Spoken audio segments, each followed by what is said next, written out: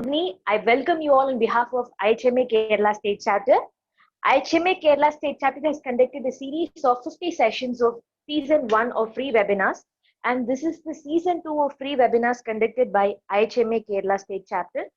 Dear delegates, this Season 2 of free webinars will end by this July 25, and only the permitted recordings alone will be uploaded in the YouTube, because some recordings consist of the information of the patients which cannot be disclosed in the internet. So I request all the delegates to make fruitful use of all the webinars.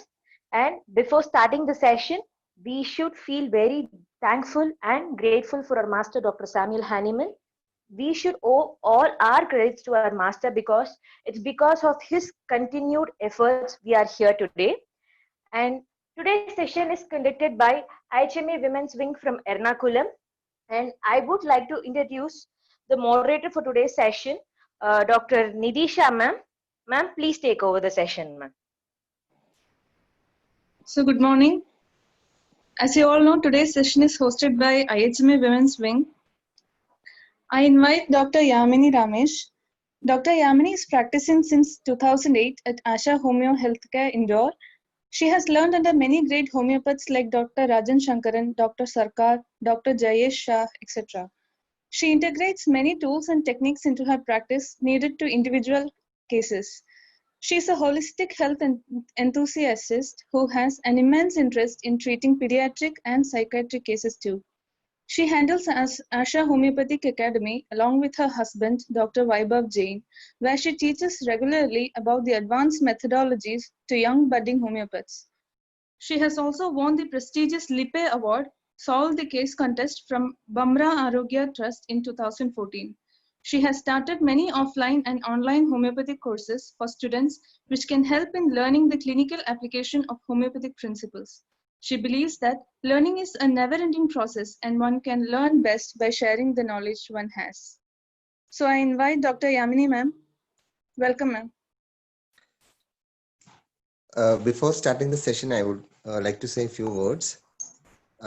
Actually, this Dr. Yamini and his Dr. Vaibhav have been a great supporter for our Hope series. Even without informing them, they shared our brochures, and many of our faculties have already been from there.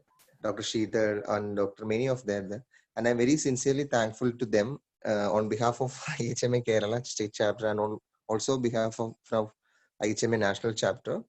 We would like to associate more with you, ma'am. Kindly take over the session. Thank you. Thank you so much, Dr. Deepu, and all the doctors. Thank you so much for inviting me. And it's a pleasure to share this opportunity with all of you. And I would be really happy if I could deliver anything which you can learn and incorporate in your practice. So myself, Dr. Yamini, and today we are going to talk about animal kingdom. So guys, I want to tell you one thing, that I don't believe in taking lectures. So I want you to participate in this whole presentation. Please do participate. I want it more to be like, discussion sort of thing, rather than only a lecture. So we will discuss in between. Whenever you want to ask something or you want to say something, you just write in the chat box, and I will see the chat box and try to answer as much as possible. Okay, so animal kingdom. Just a second.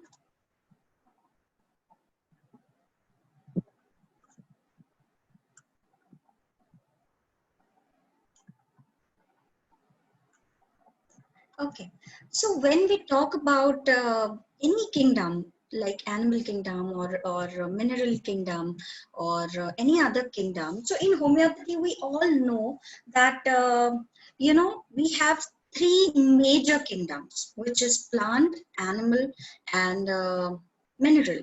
And there are other kingdoms also, but they are also involved in these three. So majorly we have three kingdoms, and then we have nosots, arcots, and imponderables.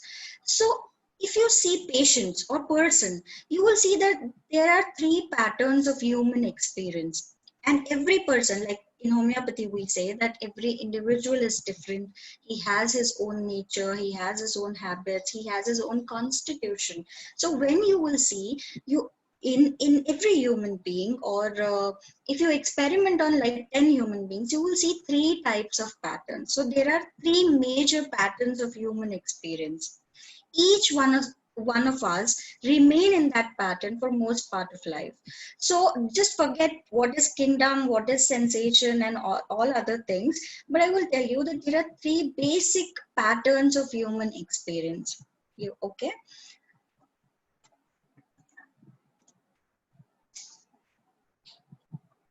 So I call it map. Just a second.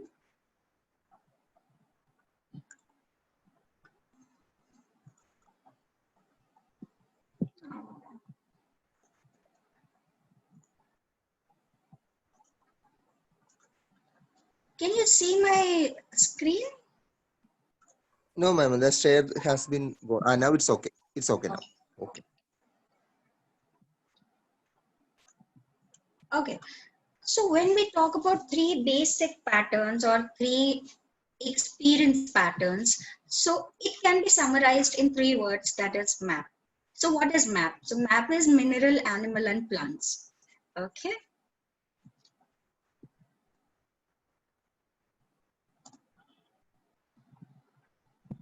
So in homeopathy, what we use is, we used to use, in back days, we use symptoms as the only or almost only guide to the remedy without considering the source of the drug. So if I talk about like maybe 20, 25 years back or 30 years back, or even now, sometimes we have to use only symptoms and they are misleading sometimes. So I want to tell you that what is the importance of kingdom differentiation first and how to reach there, and then we will talk about the animal kingdom specifically.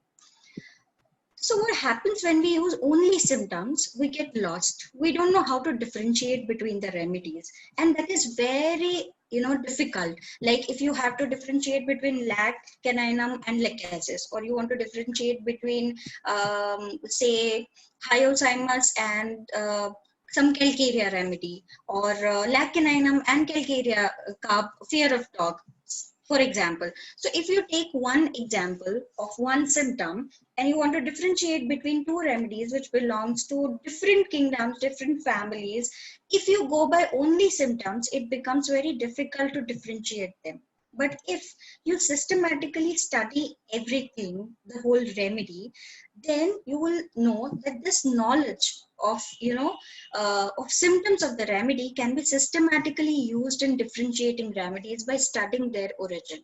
So you have to know what is that particular substance in nature and how it behaves, or what are the qualities of that substance, and then you will be able to connect the dots, and you will see that there is a deep connection of the source to the remedy. So if we know which kingdom we are to choose our remedy from, our task becomes very simple, much simpler. So it is less confusing. So like I said, that our materia medica is derived from 3 main kingdoms: plant, mineral, and animals. And the main issue you will see, so this is a summary which I have made, and I will explain each one in detail, don't worry about it. So mineral have this issue of loss in structure. They always, you must have heard from someone, or you have read or studied in your college or practice, that mineral have this issue of loss in structure, something lacking. Structure are not formed enough. Okay, losing the capability or gaining the capability is the issue. If you see mineral kingdom remedies, so the first thing which comes to our mind is the periodic table, okay, where all the minerals, all the elements are listed. So if you see how minerals are in nature, so you will see that they have to complete their valency. So they have to complete their last orbit where all the electrons are there. So they have to finish or complete their structure, and that's how you will see in nature also, in homeopathy also, when you treat patients of mineral kingdom, they would talk about structure, their bonds, and how they are complete or incomplete. So that's mineral kingdom. So now we'll talk about how to go to the source. And source is always beyond mind and body. So I will always tell my homeopathic friends and colleagues that whenever you are looking for a kingdom or sub-kingdom in a case, just forget mind and body. So it's beyond that. And it's completely non-human expression. It's not human. So it's the weirdest thing in the case. So when the patient comes to us, the most important thing for him or her is to get well. Okay.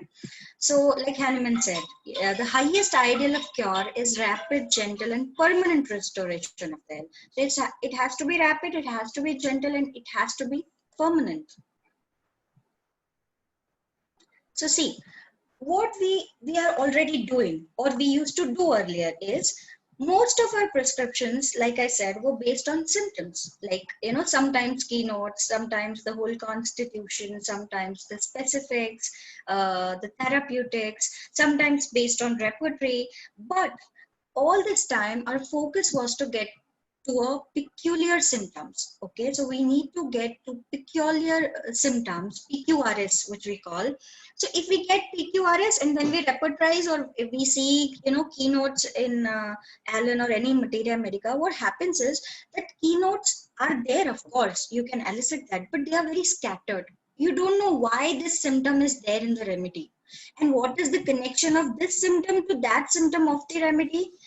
Within the remedy, if you take two different symptoms, you don't know what is the connection between them. So this we all do, and we were doing earlier, but there was a lot of there were failures. And why we need to change our perspective towards kingdom differentiation is that materia medica has a lot of limitations, and similarly the repertory also has a lot of limitations. So limited use of materia medica, and mainly when we do this type of practice, what we do is we generally get polycrest remedies, and differentiating remedies are very, very difficult.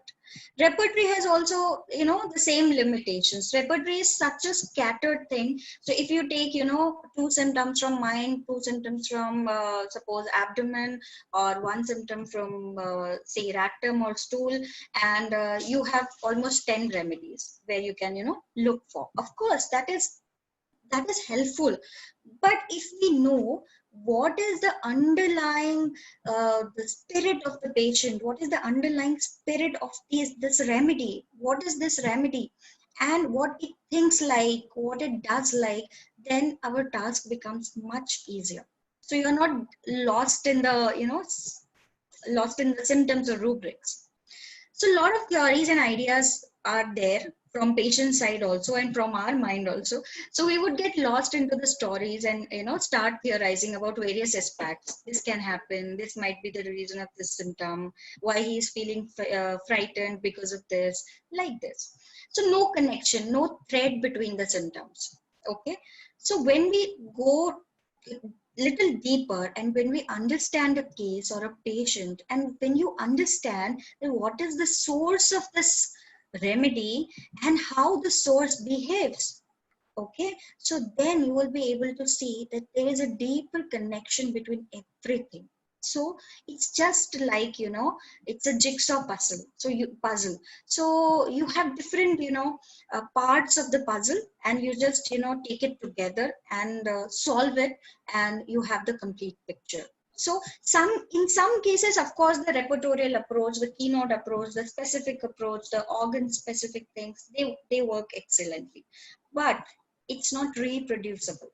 So that's the whole theory behind going little deeper towards kingdom and sub-kingdom groups.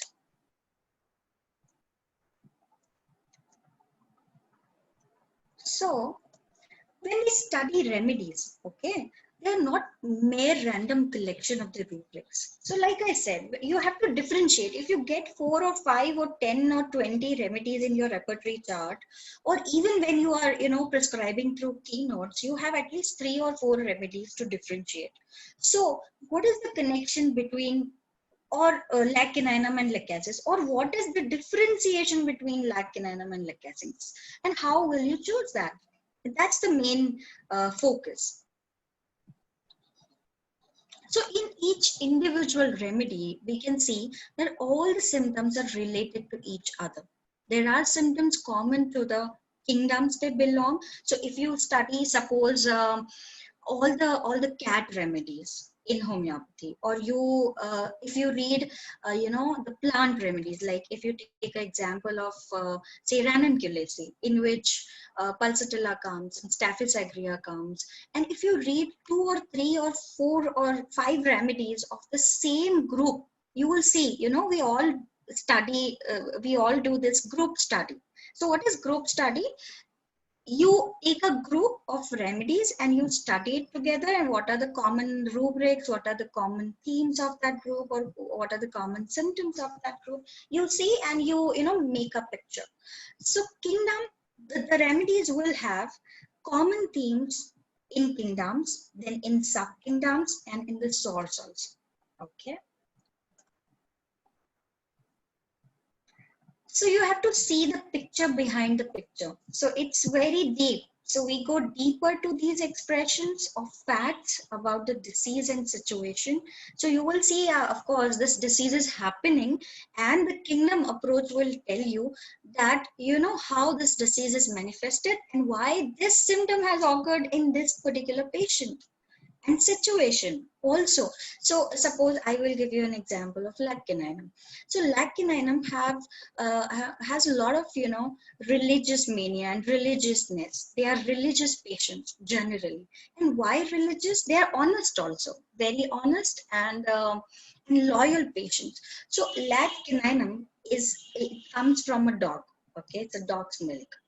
So you will see that dog in nature are very loyal. They are, we say, that dogs are man's best friends.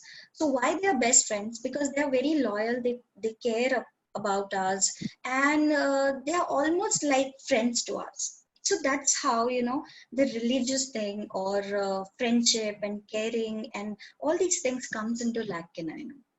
So various emotions you will see, like fears and anxiety and anger, etc. This you will get in a patient. Images also sometimes you get. So various thoughts they have. So at that time, we understand the deeper picture, the deeper essence, which we see everywhere in the case, in every pathology that the patient has, in different aspects of his life. This is his essential nature or essential theme. So when we study this deeper picture, we can see we can just elicit the symptoms. We can find out a theme that are common to the kingdom, sub kingdom, and also the source. It is almost like the spirit of the source is speaking to you. So if you have a patient in front of you who belongs to, suppose, legacies, the the spirit of that legacy snake is speaking to you. If you have a patient of, suppose, anacardium oriental, the anacardium plant's spirit is speaking to you. So you can, you can have the array of symptoms, and you can understand that why this symptom is coming and how the person is speaking and how it connects to the source. So that's a very beautiful, process. So systematic study is very important. So it is something in nature expressing itself in the inside of you, a plant, an animal, or a mineral that is speaking through you. To hear that directly without passing it through the filter of symptoms is the system. So just don't get lost in the symptoms. Of course, you have symptoms at first place, and then you have a systematic study of, patient, where you are getting the feeling, the emotion, and how the source is in nature, and how is the expression of that source in human, for homeopathic point of view. So the focus is from symptom to system. Okay, so system based prescription we call it. So on looking deeply, we find that in each person, there is a whole different story from a completely other world. So, we don't know that how animals interact with each other. So we don't understand other animals. I mean, except humans, we are also animals, but except humans or except mammals, we don't know other animals' language. Okay, so this is a language of a source. So in animals, it becomes easy. So animal cases are, I would say, comparatively easier cases than other two kingdoms. If you say plant, we don't know plant's language, but we can understand through deeper study of the patients of plant kingdom. So there will be a different story of plants altogether in the patients of plant remedies. Or it will have a mineral story in mineral patients. So completely from the other world, which is non-human. So we call it the non-human specific or non-human story. Am I clear? Are you getting it? Yes, ma'am. No problem. Yeah. So if anyone have any confusion, they can write down in the chat box. Yeah, we will find the chat box at the end, Okay. ma'am. Okay. Okay. So how to, how to reach to this source, how to reach to the kingdom? It is very important. I call it tuning. So it's just like tuning a radio to desired FM station. So here you have to tune yourself according to the station of a patient. So suppose patient's frequency is animal frequency, you have to tune your radio to that station. Okay, here you can't just tune and then tell patient that talk like this, not like that. So just listen and observe that what is the underlying language, what is the feeling, what is the essential quality. So don't get lost in the story. So if the patient is explaining about her mother-in-law or a job problem or a financial problem or anything, don't get lost in the story. See what is the quality of what he is speaking about. So if he is telling you about, say, I have problems in my office. So what kind of problems? Then you have to go into a story. You cannot bypass that. I'm not saying that. But when you listen to the story, you just take what is important for you, and that is the quality of what he feels. And the quality what he feels is the experience of that situation. So experience is very important. Situation is not important. So response to the situation by a particular person is your kingdom. Okay, so to tune yourself to pick up the language of the plants, animals, and minerals. And as you know, there is a saying that mind only sees what it knows. So you have to know what that language is. So you have to explore everything. You can explore different remedies. You can explore kingdom wise, sub kingdom wise, and then you can tune yourself to the language of plants, animals, and minerals. Also the miasms. So this is case taking. So what is the sensation level? Why I am telling you this is, when we will talk about particular kingdom, you will understand that what is sensation and what is delusion and what is, other things which are not important. So when mind and body speaks together, that is known as the vital sensation. And that is the deepest possible state where, you can reach. Beyond that, there is only energy. And sometimes we don't understand the energy. So if somebody is making, suppose, some hand gesture, you won't know what the meaning of the hand gesture is for him. So the sensation is when the body and mind speaks together, talks together, and that is very important. Only at this level, this is a word of caution. You should remember that this is the level where you should differentiate between kingdoms, not at superficial level. So if you have only 2 or 3 symptoms in a case, please don't try to get, you try to get kingdom, but don't see only kingdom thing in there. Then you can use your other approaches, like the repertorial approach or the specific approach or the kingdom the keynote approach, not the kingdom thing. So at the sensation level, when mind and body is speaking together, it's coming together, that is known as the vital sensation. And only at this level you will see differentiation of different kingdoms.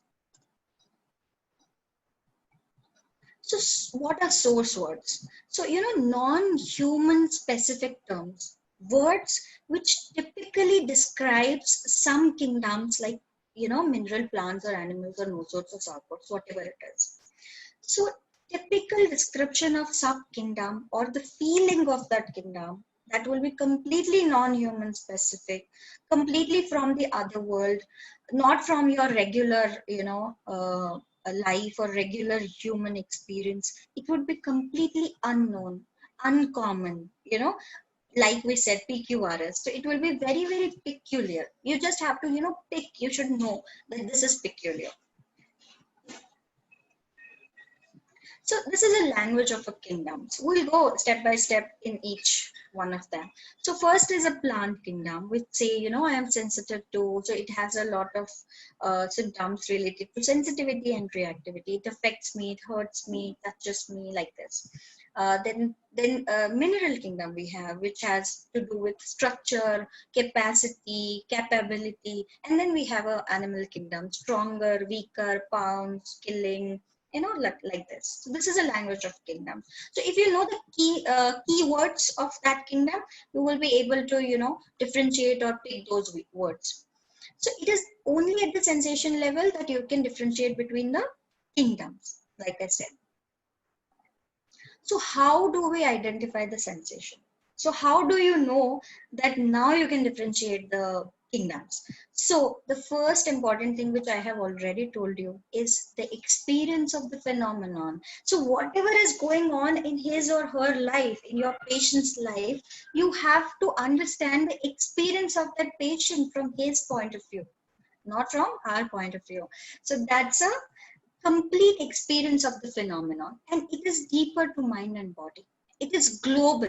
Dr. Sankaran always teaches us that it is global, it is constant, it won't change in different situations. So if you have, my favorite question to patient is, what is the most stressful period in your life? So if you ask patient that what is your stress, what is happening in your life, and suppose he gives you two incidences, okay, of his life, one maybe 1 year ago, one 10 years ago. So if you see two incidences, the different ones, different, unrelated, and then you will see the experience of that patient in both the incidents was same. Okay, situation might differ, situation is different, but the experience of the phenomenon is same. So it is global, it is constant, it is irrespective of the time and situation or location of the pathology. So suppose 10 years back he had jaundice or typhoid or any other pathology, some liver pathology or something, he would tell you the same type of experience. And suppose right now he has sore throat or fever or whatever, he would tell you the same experience. So that's how, you can identify what is common, what is repetitive. Global means repetitive, and it is expressed in non-human specific words. So I will tell you what are these non-human specific words. Most of the times it is associated with gestures. So there will be an energy, okay? It may not be one word, but conglomeration of many words, okay, which represents the experience. So what are the vital sensation in different kingdoms? So in plants, I would tell you, in plants, it has to do with sensitivity and reactivity. Because whenever you want to understand any kingdom, not only animal, in any kingdom, if you want to understand, you have to see that, how the group members of that kingdom behave in nature. So you have to go to nature first. So in plants, if you see any plant, you will see that they are very sensitive to the weather changes.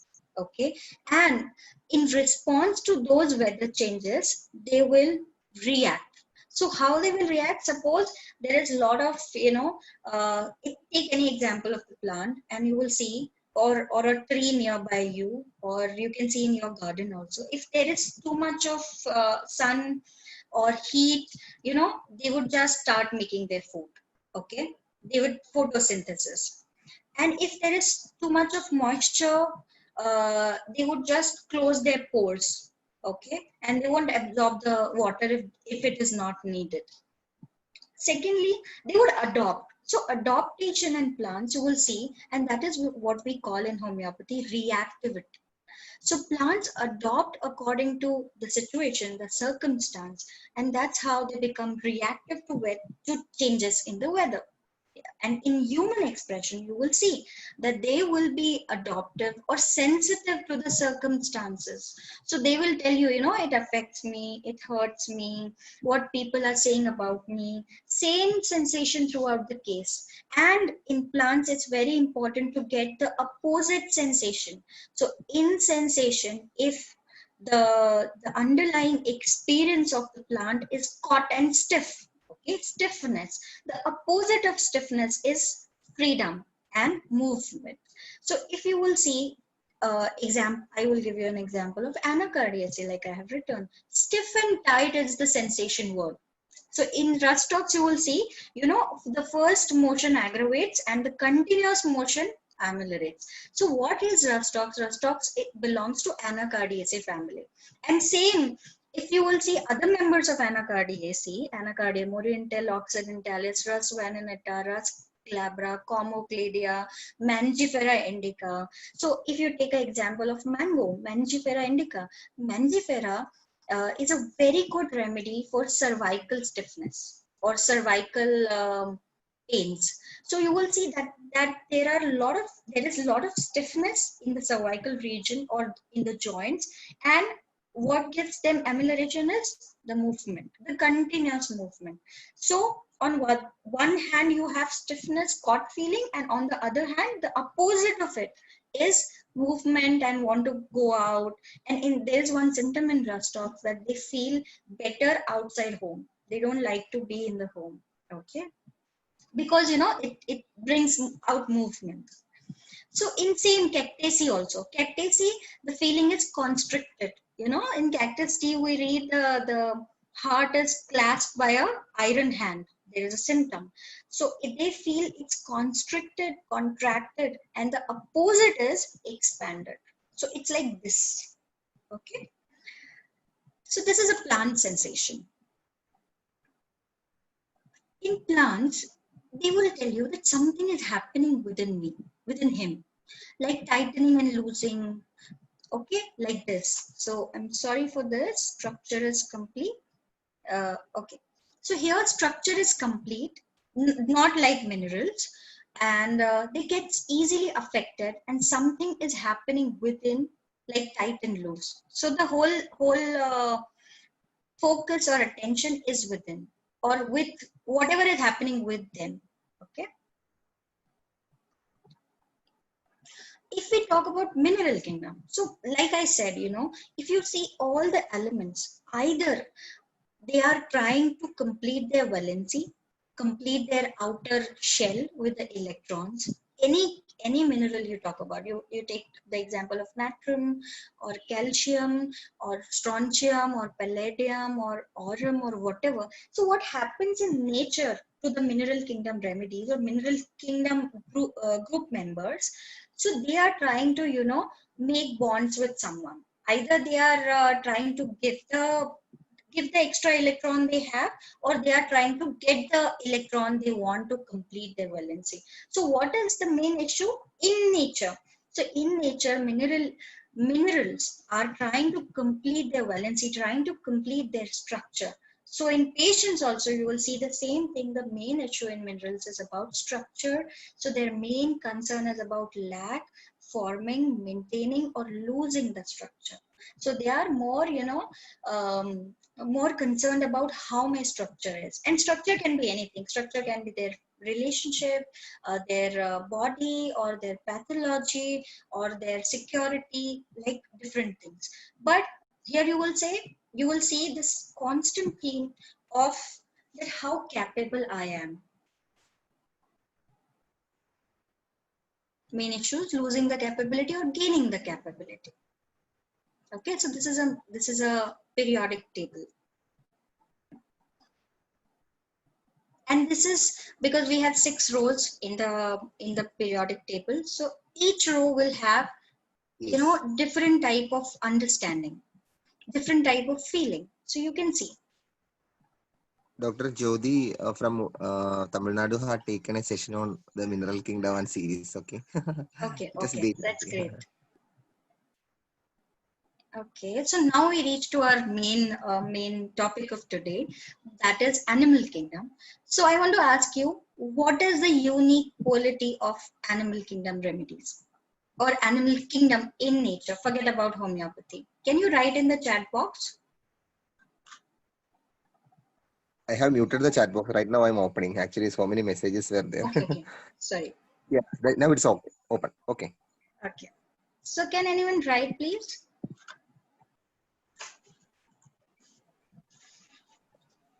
Ma'am, you can see the suggestions now. There are very, very, Yeah. very good Now I suggestions. can see. Yes. So very nice. Jealousy, competition, survival, self-centered, ways of expression, emotion, hunter, prey, loquacious. Okay. So like I said, you all are correct, but you have to keep homeopathy aside. Okay. So you can't say the animals are loquacious because we don't know whether they are or not. Some are really like birds, they talk and talk. So me versus you. Yes. So there is attack, defense, competition, revengeful. So yeah, so why animals are revengeful? Can anybody say anything about it? Survival. And why they are very much concerned about survival? See, if you clear your basics, it will give you a very good idea about whatever I will tell you or whatever you will read. That's why I'm taking little time to give you an introduction about all the kingdoms. Protect.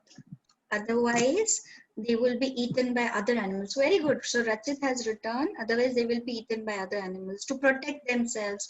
Yeah. So I will tell you what is the basic difference between plants, minerals, and animals. Basic difference, not homeopathic difference. So basic difference is plants can make their food. So they are very independent people. Okay, so for food they are not dependent on someone else. If they have sun and water and CO2, they will they will do this photosynthesis and make their own food.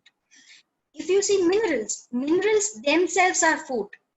So what we eat becomes glucose, and then it just turns into carbs and fats and everything. And the very basis of mineral kingdom is, so they themselves are food, but in animal they are dependent for food. So why they hunt and why survival is the most important thing for them is that they are dependent for food on others, whether it is carnivorous animals or herbivorous animals. Also in herbivorous also, they are not able to make their own food. Yeah, a lot of competition in there in animals, that which amongst them is the most appropriate to be the king of their community. Yeah, so what is the most important thing is that they are dependent for food, so they have to kill to feed themselves. So if they want food, they have to either kill someone or they have to survive in the group. So a lot of animals you will see, they stay in groups for the purpose of security. And in the group also, they strive for hierarchy, because in hierarchy you will see, so they have to see whether they will be able to survive with that availability of food or not.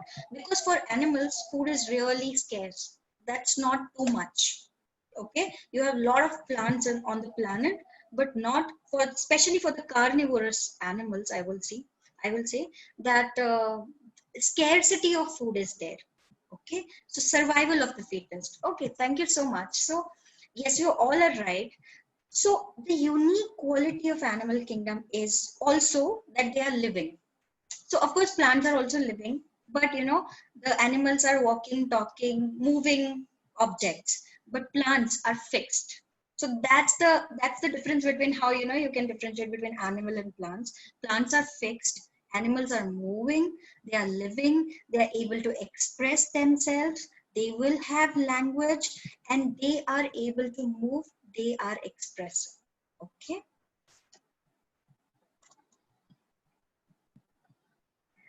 So in animals, you will see others are very important for them.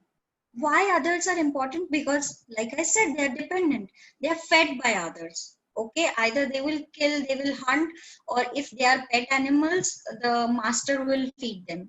Okay, they are scared by the others. They are frightened. He will take my place, or they will kill me. So they will have this defense mechanism. Either they will escape or they will fight. Two types of defense mechanisms you will see. They take care of others and they also want care. Competing. So why competition is there? Because competition is the very basis of survival. So whoever is fit, he will survive. They would fight with others. So there is a lot of others in the animals. So the whole life story revolves not around themselves, revolves around others. What others are doing, what other group is doing, how capable they are in hunting, in killing, and what kind of qualities they have. Okay, so competition, survival of the fittest. So you will see homeopathic. These were the normal themes, the nature themes. In homeopathic themes, you will see survival. So to stay alive, they have to do everything.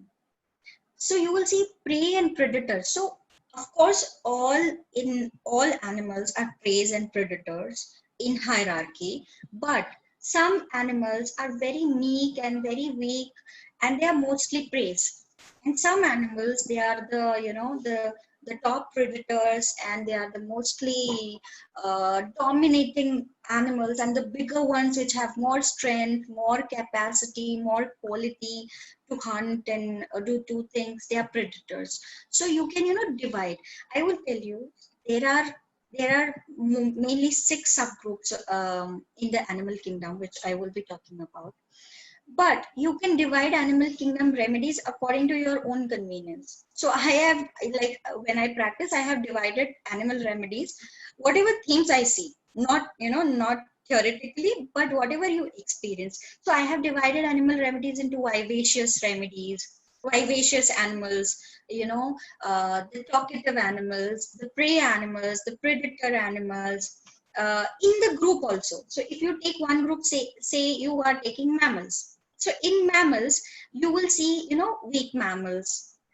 You will see predator mammals. You will see cats and dogs. And so other than taxonomic classification, which is, the biological classification, you can divide it and differentiate it according to your convenience and your own understanding. Okay. So in homeopathic patients of animal remedies, you will see one above the other. So there is a strong hierarchy. So they will talk about whether I am superior or he. So superiority and inferiority will come into the story. Victim aggressor issue. So what is victim and aggressor? This person is doing this to me. My father is pushing down to me. The teacher gives me pains. Even I will tell you that they personifies the disease also. This disease is such a shit. This is doing this to me. This disease is taking my life. This disease is harassing me. So the disease also gets personified. Not only a person. Sometimes it is only me versus myself, or me versus my disease or my symptom. So this person is doing this to me. Father is pushing. The mother-in-law, MIL is mother-in-law. So mother-in-law is harassing me. So this type of victim aggressor theme you will see in patients. So victimized by disease. Okay, so they would tell you that this body is giving me all this problem. I just want to, like in lycinum, you will see, they just want to tear themselves. They just want to throw things. They're so angry with their body or their looks. So this body is giving me. It's a personification of the disease, personification of the symptom. This is a very characteristic thing in animal remedies. So they will have threat to their life. They have this attention-seeking behavior. They are very vivid, and they will wear vivid and colorful clothes. You will see a lot of colors, lot of, all the animal patterns. You will see a lot of colors. Colors are very important. Attractive behavior, because sexuality, attraction is very important in animals. They are vivacious, so they speak with changing tones. They, I will tell you the mineral, when you see mineral cases, the mineral cases are mostly flat cases. So, they start with one point and end on the same point. So the issue is only one. And or if they have one or two or three issues that revolves around only one thing, and that will be that will be very boring, I would say. So mostly mineral cases are not very interesting cases. Generally, I'm not saying all the cases, but generally, just to give you an idea about how you can see. But animal cases are very interesting cases. You will be lost in the story, and you will really like and enjoy, and they will tell you the whole process. And that's how they become easier cases to choose the remedy, because they are expressive enough. Then you will see, hierarchy is there. So who is above me?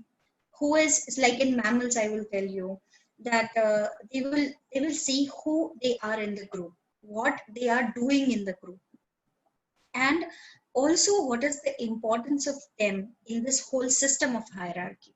So whether they are superior, whether they are meek, whether they are inferior, that is very important. Also sexuality. So animals live their life, and just enjoy their life, enjoy their sexual life, and they are very much concerned about how they look, how they behave. So sexuality comes into account. Comparison, like I said, there will be a constant comparison to things, to people even. So what is animal sensation? So main issue in animal is of survival. It is about competition, me versus you, one versus the other. So what is the expression of survival in animals? Competition, high and low, aggressor and victim, strong and weak. So you will see two opposite things, okay, or one thing which will give you the idea of the opposite one. So dominating and dominated. So I will tell you one case in the end where the mother-in-law was dominating the lady, and she was constantly talking about how she is dominating and how herself is dominated. So persecutor and persecuted. So you will see, survival issue, high and low, aggressor, victim, the defense strategy, how they, or the attack strategy also you will see. So if they are stronger animals who attack the predator ones, you will see a lot of attack mechanism. So there is a split. In animals, you will see the split exists within the self. So they will say, I hate myself. Like in Lycinum, I told you. Lycinum, they would tell you, I hate this part of my body. I don't like it. I versus myself. So, I'm disgusted. So there's a disgust feeling, and disgust feeling is very strong in mammals.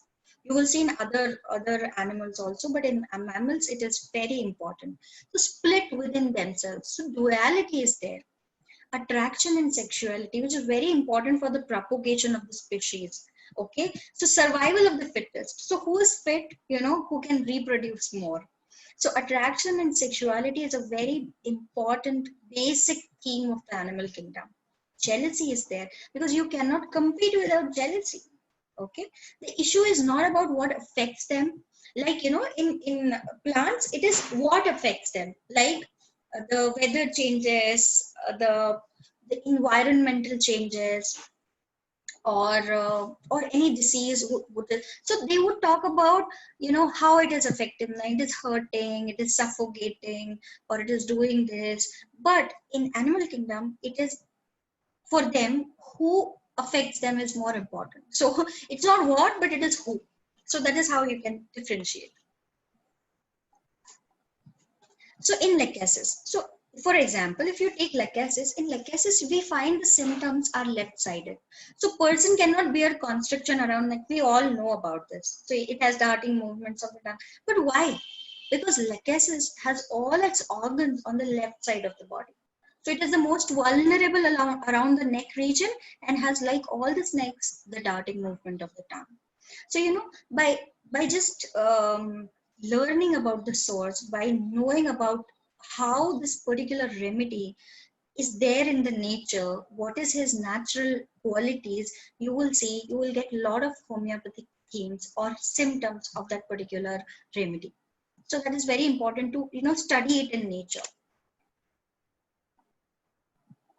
So this knowledge can be systematically used, like I said before. Okay, so these are animal themes which we have talked about. Competition, high and low, split, attractive, sexuality. Okay, so this will be an animal talk, mostly like, they would talk about their feeling. And they will also talk about, these human beings are not good. These human beings really, torture animals, and they do this, they do that. So you will see that by human beings, you will see a lot of animal cases where they talk about the cruelty of human beings towards the animals. And if they talk about this, you can think about animal remedies in that case. So they will talk about, how humans are cruel, how they misbehave with animals, um, and all these expressions.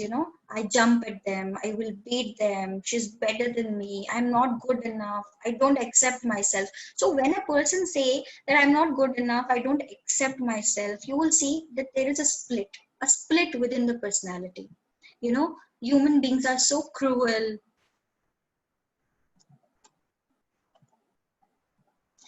So in animal, you will see in animal kingdom cases, it is a whole process, a story, a life cycle. So it is not one thing. In mineral cases, you will see, only one thing, one problem everywhere. So in animals, you don't see one thing. You will see a lot of things, but there is a process in everything, a story, a life cycle. So multiple actions and sensation you will see, where you will see that there is one stronger than the other. So me versus you, or me versus others. So there can be, one-to-one competition or one-to-many competition. So like herd animals, a process, survival, comparison. Okay, so when a person is talking about an animal, especially if he's talking about an animal, we have to find out what qualities of the animal he is talking about, not what image he is giving you.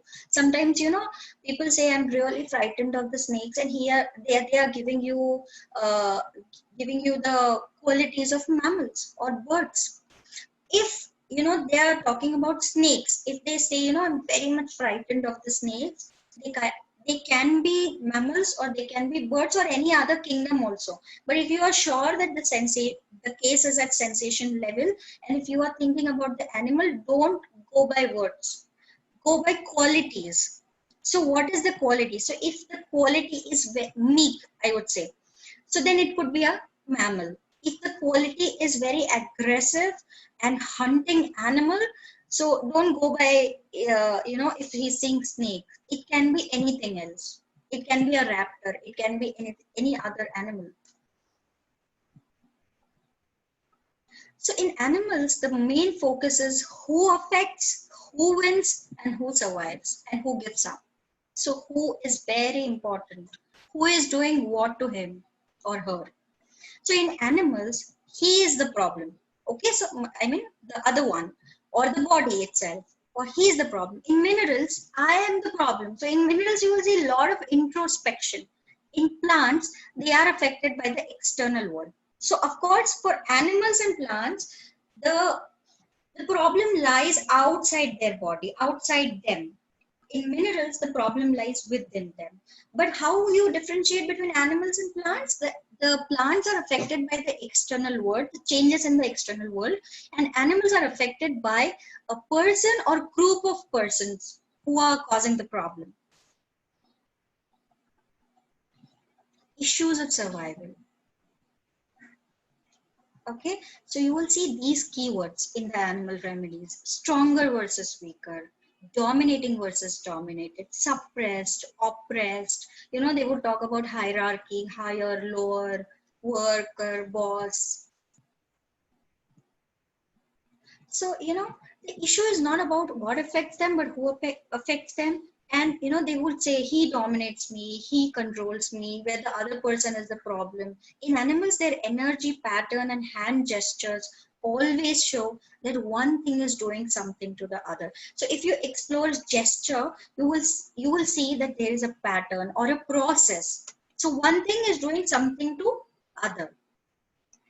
Victim aspect. So if you see from the point of view of the victims, they would talk about sudden fear, fright, intense overpowering fears, troubled, tortured. So these are some keywords. Teased, suppressed, dominated, weak point, controlled. And if they are frightened, what is their reaction to fright? That can be anything out of it. So, either they fight or flight response. They will give a fight or flight response. So if there is a flight response, there will be paralysis, helplessness, submission, timid, mild, meek, surrender, succumb. Either they would run, escape, quick movements, swift movements, you will see. So their main aim is, when you talk about main aim in this, avoid getting caught. So we are talking about the victims, the prey mammals or prey animals. So what they do to avoid getting caught is camouflage, hide, cover, conceal, and protect themselves. So they just camouflage. Can you see this dog? He's running for his life. Okay, so he has to hide himself. So if you see aggressor animals, aggressor feeling, if you see a patient who is an aggressor one, or he is talking about aggression, then you will see all these, either all these or some of these keywords: pounce, attack, bully, ferocious, authority, almighty, charged. They want to tear, like I want to tear apart, rip apart, powerful, just like, big cats and big powerful predators like lion. Competition, so comparison of the strength. So can you see that this balu is stronger than this rabbit is weak?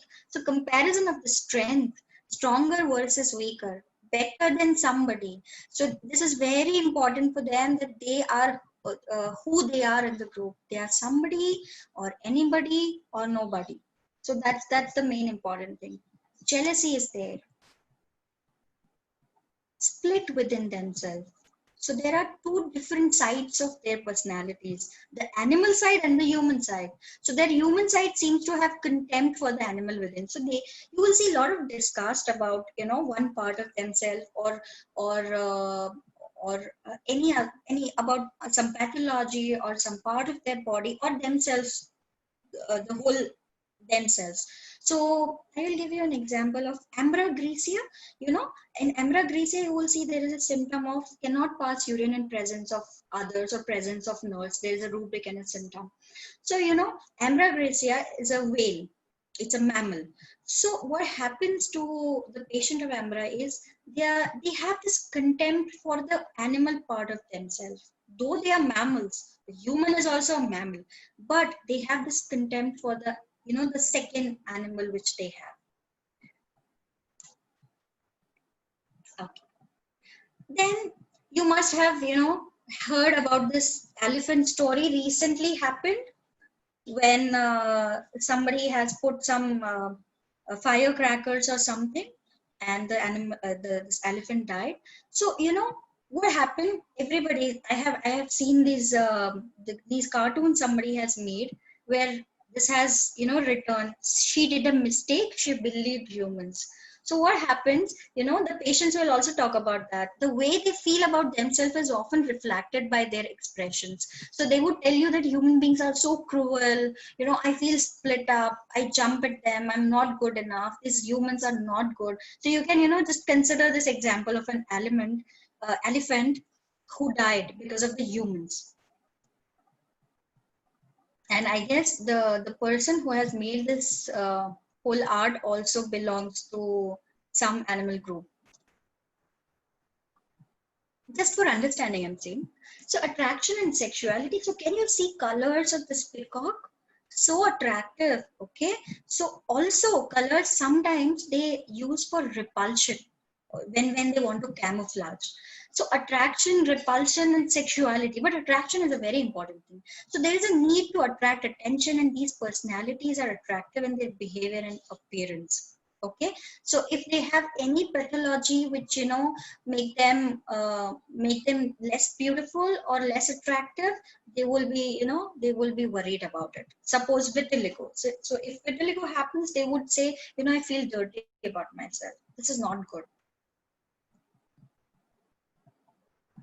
So connection with the source, you have to understand the connection with the source. So the symptoms connection to the source, to the kingdom, gives you the exact kingdom and exact remedy. So they would have either fear or fascination or aversion to the source. So suppose someone belongs to Lacanine, for example. So they will have either the fear of dogs or fascination, they would love dogs, or they will have strong aversion to the dog. So one of these symptoms you will have. There will be some connection between the source and the person. So many sensations or many processes, aspects of attack, defense, attraction, things in pattern. You will see there is a pattern, there is a process, a struggle with self or situation, but the central idea is of survival.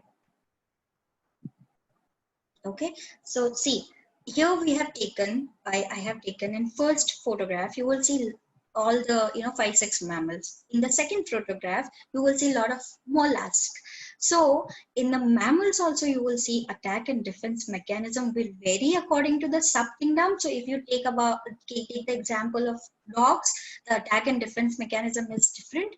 If you take the example of cats, it will be different. If you take example of mollusks, then there are 3 subgroups, gastropods and cephalopods. So in each subgroup, you will see different type of attack and defense strategy. So that particular attack or defense strategy or the quality will tell you what subkingdom you want to give. You have to give. Okay. So now we talk about subkingdoms. So before going to subkingdoms, I want to ask you, did you get an idea about the animal kingdom? Do you have any query or question? If you have, you can please write down in the chat box and then we can move further. If you don't have, we'll go further. Please let me know. Participants, if you have any queries, please drop down in the chat box. Ma'am, participants have got the idea, ma'am. They say they have no queries. Okay, great. So can we move ahead? Yes, ma'am. Please, ma'am. Okay. So ma'am, there is one question from Dr. Vijay. What is the entry point of animal kingdom? What is the entry point of the animal kingdom? Yes, ma'am. Okay. So, so far I have understood your questions. How to identify animal kingdom? Yeah. Yes, ma'am. So, okay. So these are all the themes I have told you. So if you get few qualities, okay, or few symptoms from these themes, few themes, like if you get survival theme, if you get competition, if you get survival of the fittest in the case, then that is the entry point. If patient talks about, suppose a patient has come to you for headache, okay, I will give you an example so that you get it. So suppose a patient comes for a headache, and when you explore a case, you obviously ask about how is your nature for giving a constitutional remedy. So if a patient says, this headache is just killing me, this headache is not allowing me to do anything, this headache is doing this, doing that, and then you ask about, tell me when this headache started, and then he tells you that, my boss has fired me, my boss is such a bad man, he did that to me, he did this to me, and I always look for growth and I want to achieve some heights, but he's not allowing me to do this, and since I got fired from my company through my boss, I have started this headache because I was constantly thinking about how to take the revenge from my boss, how to do something so that he gets the lesson. So this is an entry point when he says, because he's giving you the quality. First he said, this headache is killing me. Okay, so this is an animal language. Then when he tells about the situation, then you see what he is talking about. If he is talking that the boss is the problem and boss is causing every problem, then it is of course an animal quality. And then you explore about what kind of animal it could be. I hope this answers your question. Yes, ma'am. Yes. Ma'am, there are many queries regarding the differentiation between the kingdoms. Can we take up those questions at the end of the session, ma'am? Yeah, sure. We will take. Okay, ma'am. Yes. Yeah. Thank you, Dr. Vinod. Okay. Okay. So sub-kingdom. So when we talk about animal kingdom, there are 6 subgroups. So in each kingdom, you will see there are subgroups. So to reach to the remedy, you have to know the sub-kingdom, because otherwise only reaching to animal kingdom doesn't help. Animal kingdom will have, 2000 or 3000 remedies, or maybe more than that. But we have proved like 500 proved remedies or 600 proved remedies. So then there is no use of reaching to only kingdom. So you have to know the sub-kingdom. So there are 6 sub-kingdoms of the animal group. First is mollusks, second is reptiles, third is birds, which is aves, then mammals, insecta, and spiders. So these are the 6 major subgroups. Okay. So we talk about each one in detail. So first we take the mollusk, the basic group, which is not very differentiated. So if you see mollusk group of remedies, so which remedy we know from mollusk group? Of course, our ccah, our bread and butter. So we, prescribe ccah at least 2 times a day, minimum 2 to 3 times a day in a good busy practice. So that's such a useful remedy. So what is the survival mechanism of a mollusk? So like I said, for animals, survival is very important. So for mollusk, the survival mechanism is when they get threatened, they want to just escape and go inside a shelter, which will protect their soft bodies. So, as you all of know, that the mollusks are soft-bodied animals, okay? They are very soft, very vulnerable.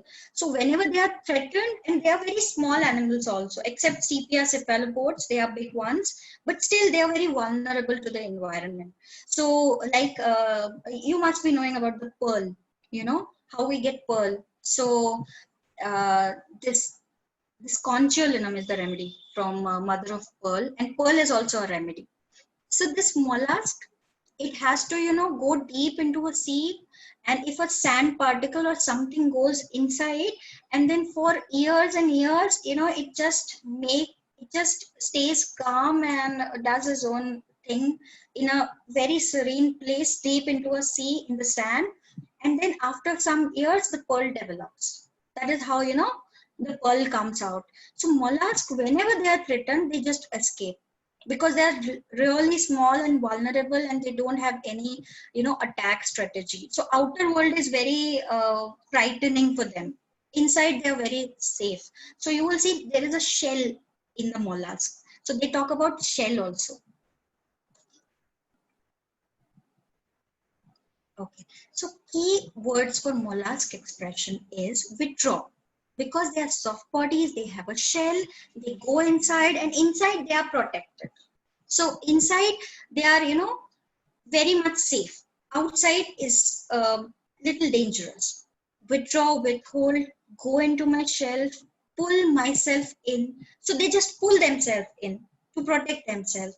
Contract and retract. So the mollusk expression will be, they will be talking about contraction and retraction. Okay. So you will see in sepia, there is the bearing down sensation. Okay. And sepia is a very good remedy to prevent the, I guess, 7th month abortion or something like 3rd or 7th month, I don't remember. But sepia is a remedy which has a lot to do with contraction and retraction of the uterus. So not only uterus symptom we know, but you will see in other aspects also, there is a contraction and retraction thing in all the mollusks. So pull myself in, contraction, retraction, and this bearing down sensation also comes from lack of support of the uterus. So the supports of the uterus gets, loose, and it is not able to retract. It's not able to contract. So it's a supportless thing, and that's how the bearing down starts. So that's how, in starting I said, when you study kingdom approach, when you study sub kingdoms and correlation, you will understand why the symptom has occurred in this particular remedy. So why it becomes very clear, also everything gets connected, and slowly, you know, you understand the cause behind, even you can understand the pathology. So why this type of pathology is there in this particular remedy. So come to a mollusk expression. So close up, they just close down. Shell, protection, these are the keywords of mollusca. So mollusca have three subclasses. One is bivalvia. So you must have seen these type of, you know, shells and animals in the coastal areas. Bivalvia remedies are, so bivalve means two valve. So they are, you know, they have two layers. So these are the remedies, in which I guess 2 or 3 remedies are very known. The other remedies we don't know much about, but you can study in the mollusk group. So we have Conchiolinarum, Crassostera, Pearl, and Pecten jacobaeus, and also Venus mercenaria. So Venus is a very, very important remedy I have used many a times in you know, psychiatric cases. It's a very good remedy. Then we have Gastropoda. Okay, so Gastropoda is little evolved in mollusk itself, but it is little evolved than the previous one. Okay, so we have, you know, all the Calcarea remedies, Calcarea halicis. Calcarea, actually I will tell you, Calcarea carp and Calcarea remedies belongs to both the groups. Majorly mineral, because it is a mineral, but it comes from an animal. Okay, so Calcarea, Sepenia, Cratina, Sepria eglanta, and Eglantina, Helix, Helix tosta, Murex. Murex we all know from the Sexuality, Patella, and Tactus. So these are the gastropod remedies. Then we have the most evolved one in the mollusk. So in the group itself, you will see, I told you hierarchy. So there is a weaker mollusk, then there is a strong mollusk, and then there is a stronger or strongest mollusk. So when you reach to a kingdom, suppose if it is an animal, and if you reach to a sub-kingdom, then also you have to differentiate between the sorts. But it makes your life quite easy, because if you go by repertory or symptom approach, you have to find out one remedy out of 5,000. Okay, because you have 5,000 or more than that proved remedies listed in the repertory. But if you go by kingdom approach, if you get kingdoms or kingdom qualities in the case, you have to differentiate only amongst 10 or 12 or 2 or 3 remedies. Okay, so in cephalopods, the sepia comes in. So sepia, nautilus, octopus, and squid ink. These are the common remedies. Others are lesser known remedies. Okay. So mollusk group symptoms are, they are very vulnerable. Can you see this animal? So it's, you know, the inside, they are very soft and gentle, and they cannot fight with people. The defense strategy is the strongest one. The attack is weaker one. So they're vulnerable, they're open, they're naked. You know, they feel this, unprotected, soft. They have very hard shell. The shell is the protection for them, but inside they're very soft. So attack and defense. Survival. You know, they would talk about confined versus free. So inside the shell, of course, they are confined, but they are restricted. So they want to get free, but outside is very vulnerable. Outside is very dangerous. So they will talk about, you know, tight and restricted, closed within the shell, bored and restricted by the shell. You know, people can talk about, see, I'm very happy inside my room, but outside I feel so frightened. I don't go into public, but inside room I get bored. So this can be a mollusk expression. So this room becomes shell for them. Too shy or vulnerable. They feel exposed. Okay, so their natural behavior is withdrawal, coming together, bunching, pull together, shut in, pull in and close. So you will see, I'll give you an example of sepia. Sepia has this indifference. Okay, so in early age, sepia is very active and, you know, does everything for the family, for the job and everything. And then after some time of few years, She just, shuts in. She just doesn't want to, deal with the world, deal with the family. So indifference to the loved ones. Why loved ones? Because now it is getting the going out, it is getting very vulnerable, dangerous. So pull in and close, coming together. So withdrawal, you can understand it through a theme of a withdrawal. So she just withdraws inside. Keep the world outside. Go into a shell. Go out of reach. So indifference is go out of reach. Don't bother. So nothing bothers her. Lose touch, lose contact, lose excitement, life, aliveness. So, the indifference to sex or sexuality is also one quality of sepia. I'm giving you an example of sepia because you know sepia very well. Okay. So there are other mollusks also, which has all these themes, needs protection and dependence. So they need protection and they are dependent. Okay. Sensitive to trust breaking. They're very, very sensitive about mistrustfulness, confined,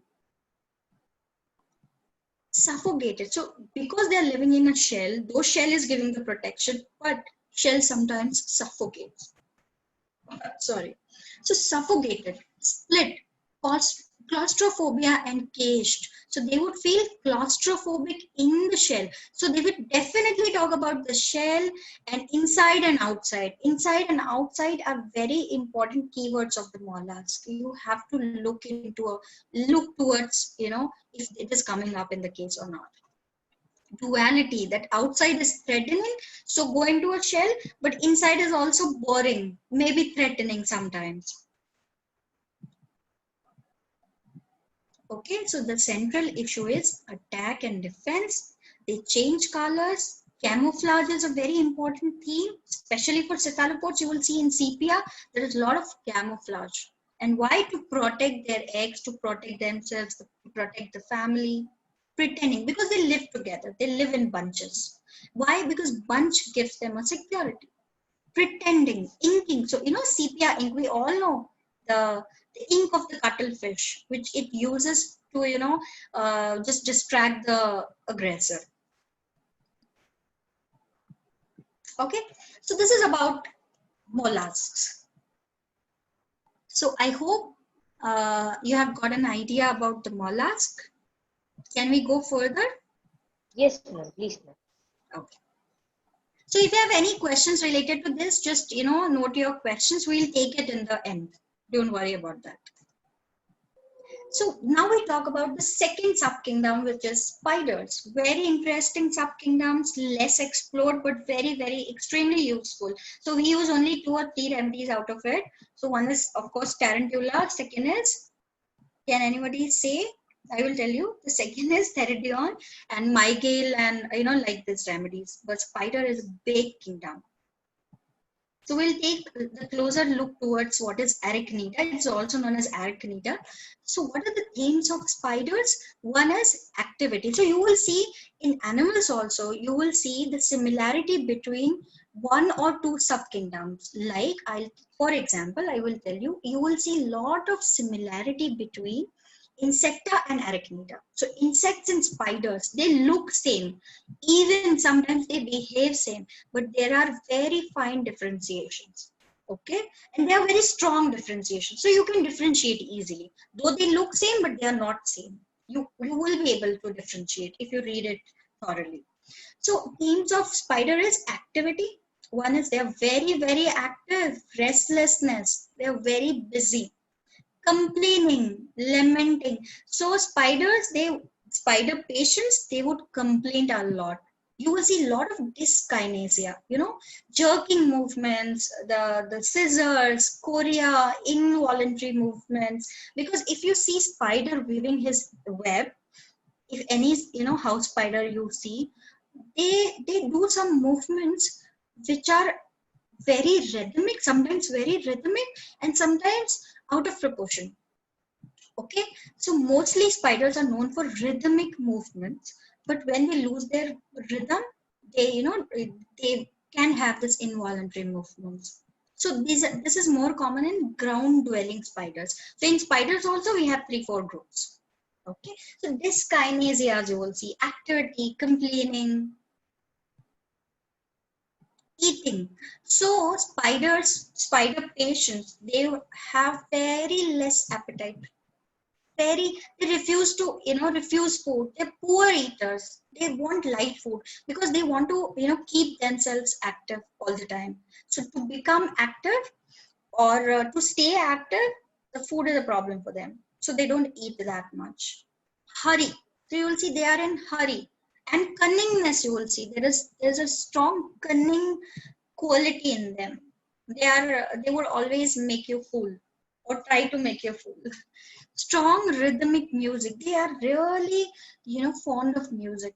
Strong rhythmic music. And whenever I want to prescribe some arachnida, I would ask if, especially in children cases, you will see this specific symptom very prominent, that if, patient comes, the mother will tell, he loves dancing.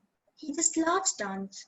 So then I would ask them what kind of music he really likes. Okay, and then the mother or father can tell you that it's a, uh, the strong beat music, where, the hip hop kind of, where the dance numbers. So strong rhythmic music they like. Color, they like fluorescent colors, very attractive fluorescent colors. They love dancing because, it involves the movement.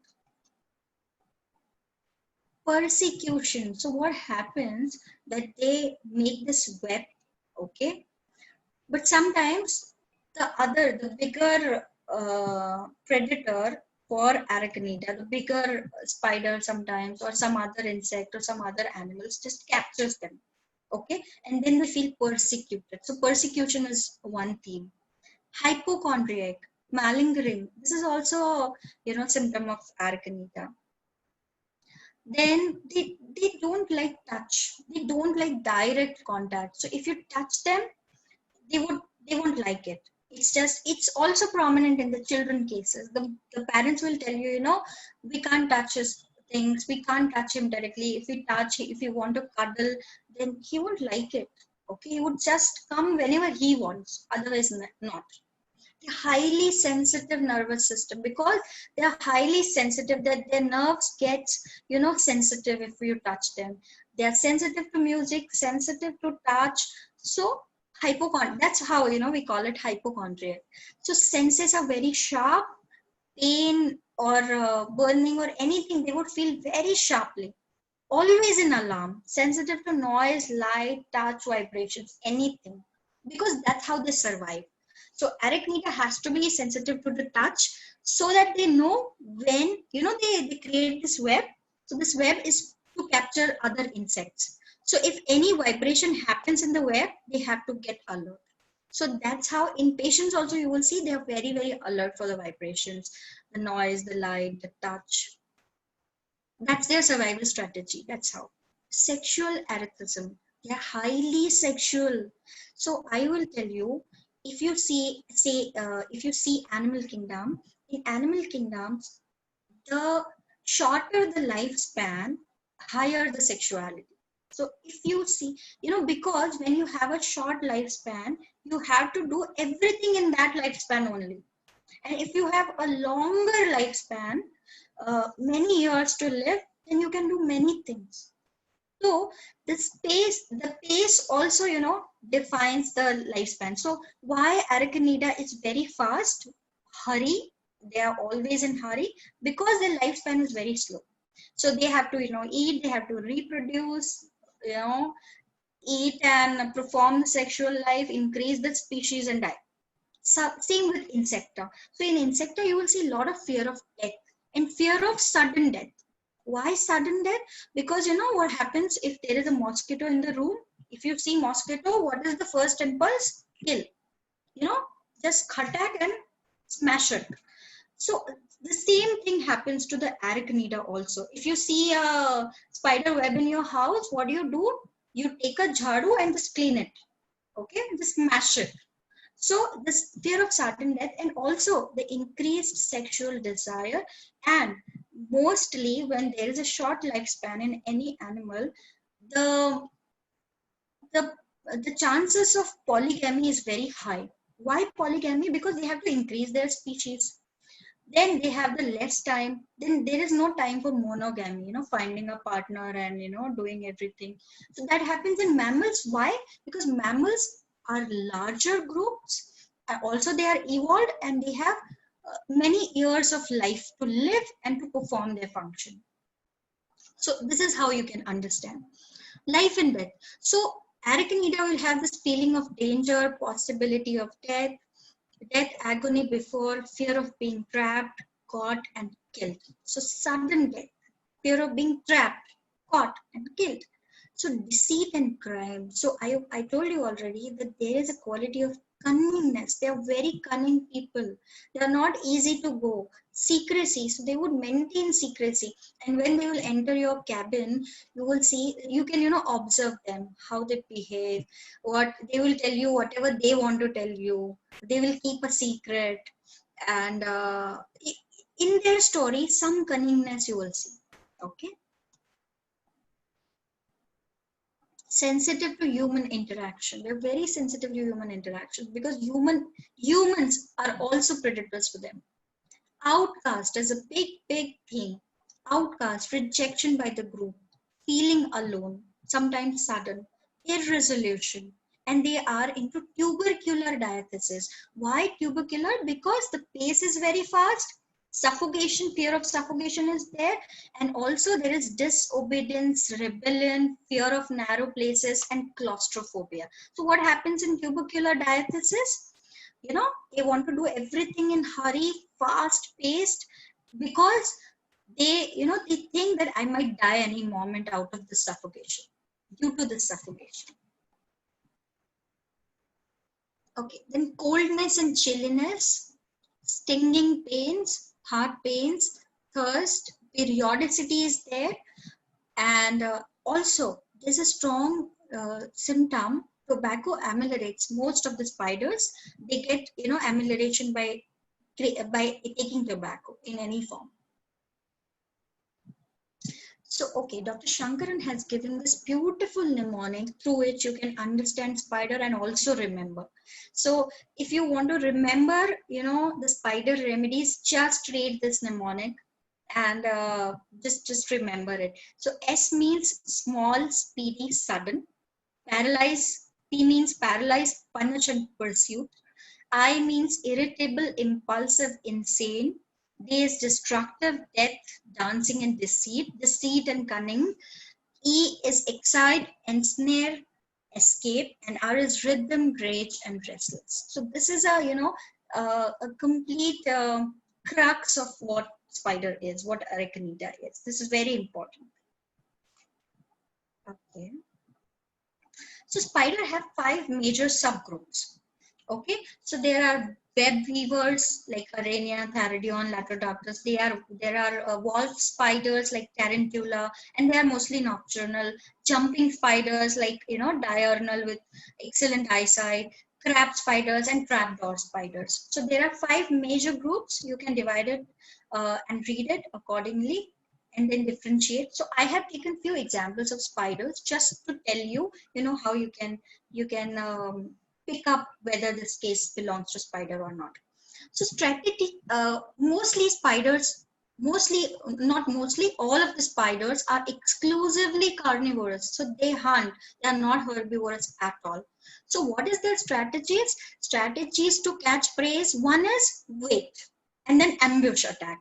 Okay, they do this, wait and ambush. Then active hunting, making and using traps of silk. So they, trapdoor spiders especially. So you will see there are traps, and then they, they just catch their prey through this silk threads.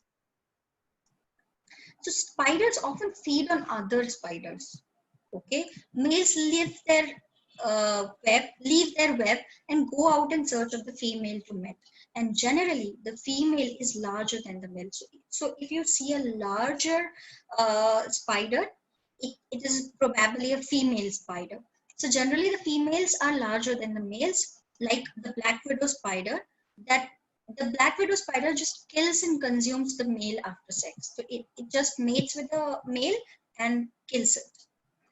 Poisonous ones, so generates more fears. There are There are many spiders. If you have seen, I don't know whether many of you must have seen some spider bite.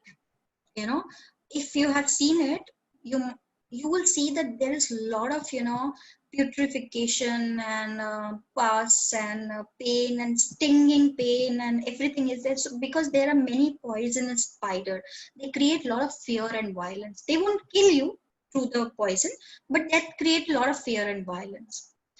Benign ones, they are benign spiders, also not poisonous. They tend to be mild, but they are manipulative. So manipulation, deceit are there in their nature.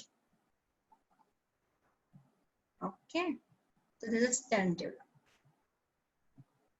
So we know this common remedy. Tarantula hispanica is a Spanish spider, very fast, moves at an amazing speed, very tricky to catch. They are apt at defending themselves when cornered. They hiss and rub their fans. They have a deceitful attack. Hold down and beat. So, you know what? Where do we use Tarantula hispanica? When the patient is very active, he loves dancing, he loves colors, and he might have some chorea-like movements or scissors or something like that. So they have boundless energy, high activity. They must hurry, rapid movements, lacks control. And why Tarantula lacks control? Because it belongs to Arachnidae family, and because it has all these themes. They are ameliorated by music, ameliorated by rhythm, ameliorated by open air. They are words by touch. So, you know, if you see Tarantula person, don't touch them. So they have this deceitful attack, hold down and beat, high activity, music and rhythm, and dancing and colors. Now we talk about Theridion, very important remedy. Can you see? I guess it is known as orange spider. Leading symptoms is sensitive to noise and slightest noise. It is, you know, slightest noise. It's not too much noise. Noise aggravates the pain and physical symptoms. Startles from the noise, nausea from noise, tremendous nervousness, and time passes too quickly. Okay. Important symptoms is, you will see in Theridion, it's a very important symptom. Cough, violent jerking of the head forward and knees bend upwards. This is one of the major keynotes of Theridion. Cough, jerking the body together. So why jerking of head forward and knees upwards? Because it belongs to a spider group, subgroup. And jerking is an essential quality of these spiders. You know, that's how you can correlate. So if you see scorpion, this also you know, belongs to the same group. So scorpion have different toxic effects. They are the first animals to leave the sea and live on the land. They have extreme adaptability. They can survive on the land, and they land, water, ground, anywhere. They can do without water and food for long periods, up to 9 months sometimes. So this is all about spiders, and spiders means spinners. So you have to, you know, remember spinning is very important for them. Spinning, web weavers. Okay. So this is about mollusk and spiders. And now we will go to other subgroups. But I want to tell you one thing, that, you know, your ICANN is more important than IQ. So don't worry if you don't know about the subgroups or these things, you will definitely understand it. Okay, so just give me a second and tell me if you have any questions so far.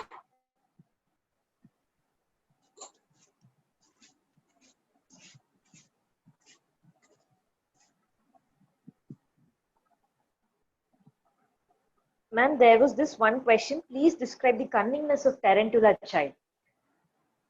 The cunningness of tarantula child. Okay, yes, just a second.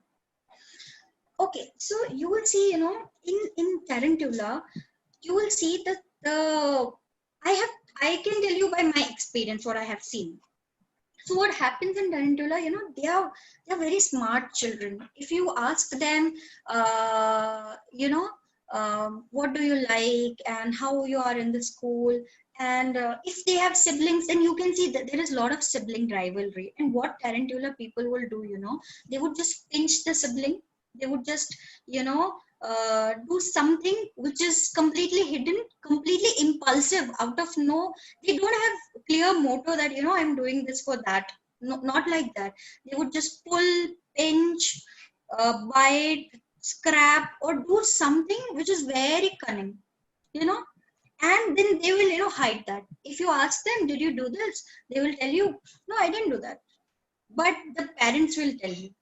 And then if you see in there, in, I will tell you one of my case. I had a kid of 2 years old, and I had other patients also. So in the cabin, I was doing another case, and this kid was sitting outside in the the waiting area. And what he was doing is, there's a vase, and you know, the flower vase. And what he was doing is, he took one flower and just threw it outside my clinic. And then he came and sat, and there was only his mother and this kid sitting outside in the waiting area. And because we have the CCTV cameras, so we could see. So when later I saw that, you know, he was just throwing these flowers, and the mother was busy in reading the magazine, so she did not realize that he's throwing out these flowers. So when I asked him, that did you do this in the next visit, even not in the first meeting, I did not understand because I didn't have time. So in the second meeting I said, you threw my flowers. So he said, no, I did not do that. You must be, you know, mistaking this. So this is a cunning kind of, so they are not, you know, cunning like reptiles. Reptiles have a motto to, you know, to just make other people suffer. But spiders and insects, they are very impulsive. They just do these type of tricks or these type of things out of impulse, nothing else. Okay, ma'am. Okay, ma'am. Okay. Yes. There was also one more query, ma'am. Please differentiate Tarantula cubensis and Tarantula hispanica. Okay. So Tarantula hispanica and Tarantula cubensis are quite similar remedies. If you see at the sensation level, there is no much differentiation. So if you want to differentiate between, so I would tell you Tarantula hispanica is more towards, you know, this deceit and cunning, and Tarantula cubensis is, hello? Yes, ma'am. Hello, ma'am.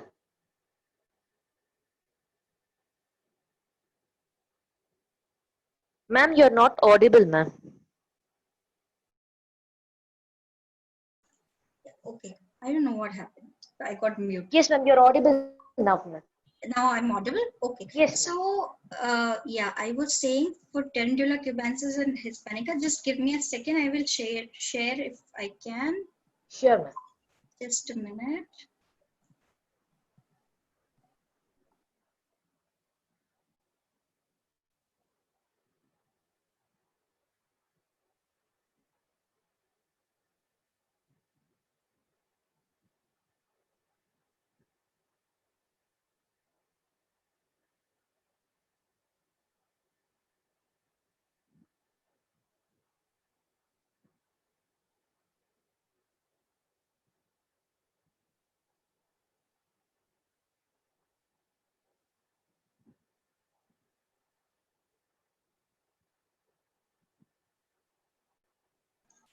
Okay, so I'm not able to open my computer software. Otherwise, I would have shown you. But I will tell you the basic difference between two is they are not much differentiated, but you will see a lot of, you know, movements and activity and dancing in Tarantula hispanica. But cubensis is not well proved. So I guess all these symptoms are there also, but from physical symptoms you can differentiate between the two, because cubensis is very poisonous. It creates a lot of, you know, putrefaction and pus. And you must have read about this boils in cubensis and burning. So it's a more poisonous remedy than hispanica. So there is much more deceit in cubensis than hispanica, and also activity. But I guess activity is not very well marked in cubensis because it is not that nicely proved. Okay. Okay. Okay. But from physical symptoms, you can differentiate. Okay. Okay. So can we go ahead? Yes, ma'am, sure. Okay. You can start your screen sharing, ma'am. Yes. Yeah, yeah. Is it visible now? Yes, ma'am. It is visible, ma'am. Okay. So we have, like I have explained, two subkingdoms. One is a spider, and now we'll go ahead towards reptilia, the third subkingdom. Okay. So reptile is derived from the Latin word repere, which means to creep or a groveling or despised person. Okay, that is the word meaning of repere and reptile. So despised. So despised comes here only. What are the characteristics? They're cold-blooded. So cold-blooded animals. Okay. Skin is thickened to form scales, periodically shed. They are their olfaction and thermosensitivity organ in the roof of the mouth called the Jacobson organs. They are the sense detectors. For long periods, most reptiles are carnivorous, and the parental care is rarely seen in the reptiles. And that's why I was telling that the studying the source in nature is very important. So reptiles are extremely deceitful and also extremely jealous, and they don't care about their relatives. They don't have bonds with their family, and if they have, then there will be a specific, either jealousy or competition or some problem within the family, because the parental care is missing. Also in the patients also, you will see that lack of parental care leads to this type of state. Camouflage is very important in reptiles to live, because these are very, um, weak animals, I would say. Weak, why I would say weak is because they don't have wings, they don't have legs.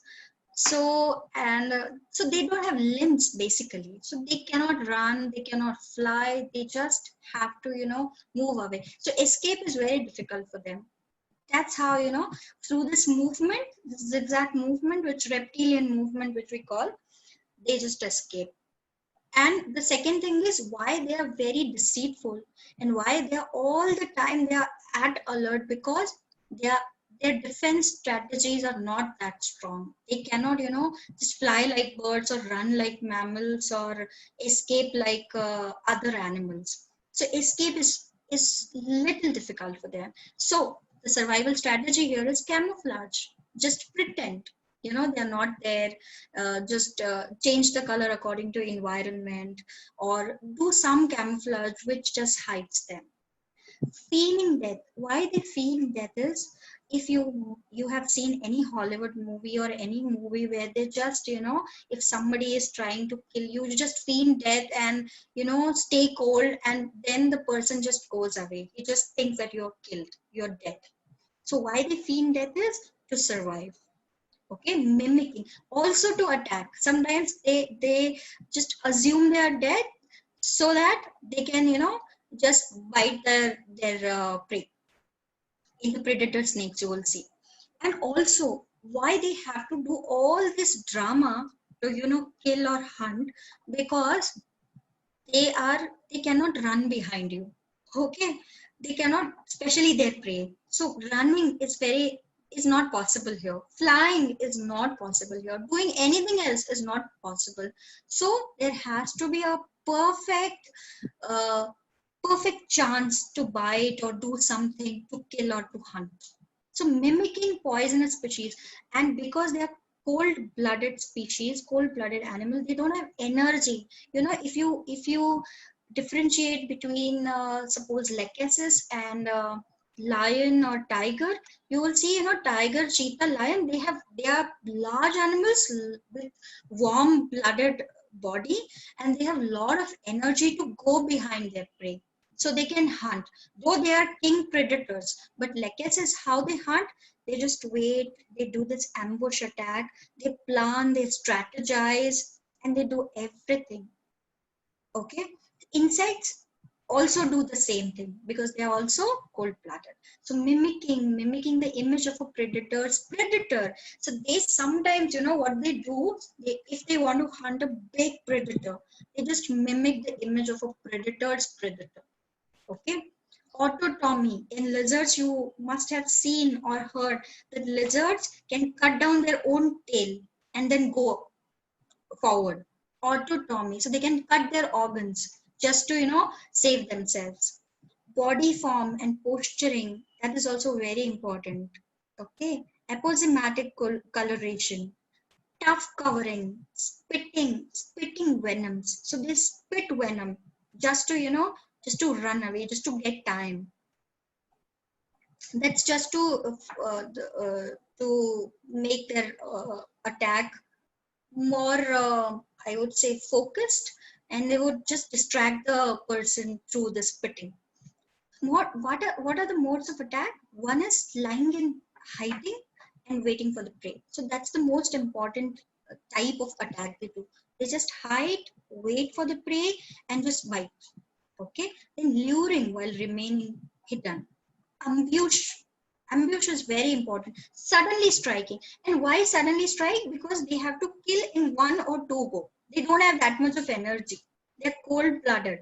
Okay. So they just, you know, gather their energy and just attack. Because they cannot go on for hours and hours together like cheetah. What cheetah does, it just does not hunt like he's waiting and the prey is coming and he just goes and catch. No, the prey has to run and cheetah likes it. Okay, so not like that. Actively pursuing. So they actively pursue their prey, but ambush attack is the type of attack which they do, just to save their energy. What are the methods of attack or defense? Biting, injecting a venom. And injecting a venom, so if it is a hemotoxic venom, it will just disintegrate the blood. If it is a neurotoxic venom, especially in snakes, it just paralyzes the person or a animal. So biting, scratching, inflicting deep wounds, striking blows with the tail, projecting sticky tongues, that is the attack and defense mechanism of the reptile. So what is the summary? The core features, they remain hidden, they remain unseen, they camouflage, do this deceit, sudden change in behavior. So suddenly, you know, they come out of nowhere. You will see a lot of, you know, you can see some videos on Google, it is available, that the snake videos, that you think it is a forest or a wood piece, and you will see that, you know, suddenly the bunch of snakes come, or 1 or 2 snakes come. Sudden attack, and the attack is very violent and lethal. Okay. So there are some alert words or keywords like blend seamlessly, keep under wraps, not noticeable. So I will tell you one of my case. In one of my case, my patient said, you know, I just want to give a very tight lesson to my boss, because he's so dominating and he always harasses me and harasses other colleagues of mine. He's that bad, and he's that type of, and what he did is to give a lesson to a boss or to make him understand that he's wrong. What he did is he just, you know, deleted his attendance sheet from the computer. He was a software engineer or somewhat, and what he did is he just took a password from the boss, told him that, you know, I want to do some work, and he took the password of this boss. And you know about this biomedical attendance machine, when they you know, take this thumb impression and all these things, and then they just put it into the computer, and then your salary comes, you know, if you have come for the whole month in the MNCs. So this guy, my patient, what he did is he took the password of this boss who had the control over this biometric machine, and he just deleted his own data, the boss data. And then he did not get the salary of that month. And when he got to know that, you know, his attendance was missing. So he planned the whole month. He was very, very friendly with the boss. He did everything for the boss. And then he said, I want your password for this work. And then he also told the boss that you change your password because my work is done now. Sorry. So like this, so they plan, this for them, looking something else and doing something else is very important. So they just mask themselves, mimic, mysterious. They're very mysterious, and they play dead, unnoticed, conceal, they cover, they disguise, hide, hibernate. So this patient told me that, ma'am, this was very important. He was a very bad guy, and my colleagues and we were very happy after doing this because he did not know who did it, because his passwords was changed before it was done. So these type of patients you can look for. So two-faced, there are two-faced. Real him is invisible. You don't know who this person is. Suddenness is very important. So suddenly springing into action, suddenly changing behavior, sudden attack from out of nowhere or behind, suddenness is very, very important thing. Okay. They always talk about out of nowhere it has come. From behind or out of nowhere. They always feel at a disadvantage. First line of defense is to escape and hide, avoidance behavior, incompetency for a face-to-face fight. They are not competent like mammals, so they don't want to go into this face-to-face fight. They would just conspire. So conspiracy is one of the major themes of reptiles. First line of defense is to escape and hide. Avoid it. Only attack when repetitively provoked. So though they are deceitful, though they are incompetent for face-to-face fight, they won't just come and bite you. Nothing like that. Only attack when repetitively they are provoked or cornered, because they would then feel that I am at disadvantage. Okay, so these are the alert words. The keywords: bury, because many reptiles, many snakes, they bury themselves. They can climb. They are very good climbers, even very good swimmers sometimes. Go undercover, dart off, enclosed in a shell, escape, flee, glide, go inside, hide, shut off, slither, take flight. Okay. So I want to make a disclaimer here. Here I have written enclosed in a shell, just like mollusk, but here it is only specific for animals like turtle or tortoise, because they also have an outer shell to protect themselves, but they are reptiles. Okay. Amphibians. Minimal parental care. So except in the pythons and crocodiles and mud snakes and few skinks, they lack this parental care. So human expression can be indifference or uncaring behavior exhibited towards one's children, and many of the snakes you will see, they eat their own children. Okay. So need to be independent from a very early age. That is very important. Other feature is violence. Functions of a dry and scaly skin is there is a barrier and protection and shedding. They can just shed off their skin and go ahead. Okay. In Hindi, we call it kechali, the skin of the snake. Image related to their ability to swallow as whole, engulf or devour. So you will see these type of keywords because they can swallow the whole animal. Display of bright coloration or change colors to attract mates or distract attention from a predator is also one of the features. So they remain hidden, they camouflage, they go unnoticed, feeling at a disadvantage. So this go unnoticed will really help you to differentiate the sub-kingdoms, because in mammals, I will tell you, they cannot go unnoticed. So this is how you can differentiate amongst the animals. So if you are thinking about reptile and mammals, and if you have a theme of noticing or making their presence, you can surely go for mammal. It can't be reptile, because they go unnoticed. Okay, feeling at a disadvantage, employ many devious tactics to remain hidden, suddenly spring into action, a sudden change in behavior or ambush, and they are very violent. Each order will have different shades or gradation of these themes. This could be very strong prominence of one feature. So, something like that. So I will tell you about the common reptiles, that is snakes, of course. Crocodiles and alligators and turtle, and these reptiles are less common. So we should know about the snakes so that you can prescribe them. So limblessness is, they are already at a disadvantage because they don't have the limbs. They have poisonous glands, which could be hemotoxic, neurotoxic, cytotoxic, and myotoxic.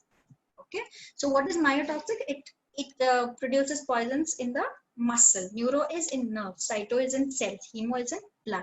So disintegration of the blood, nerves, cell, or muscle.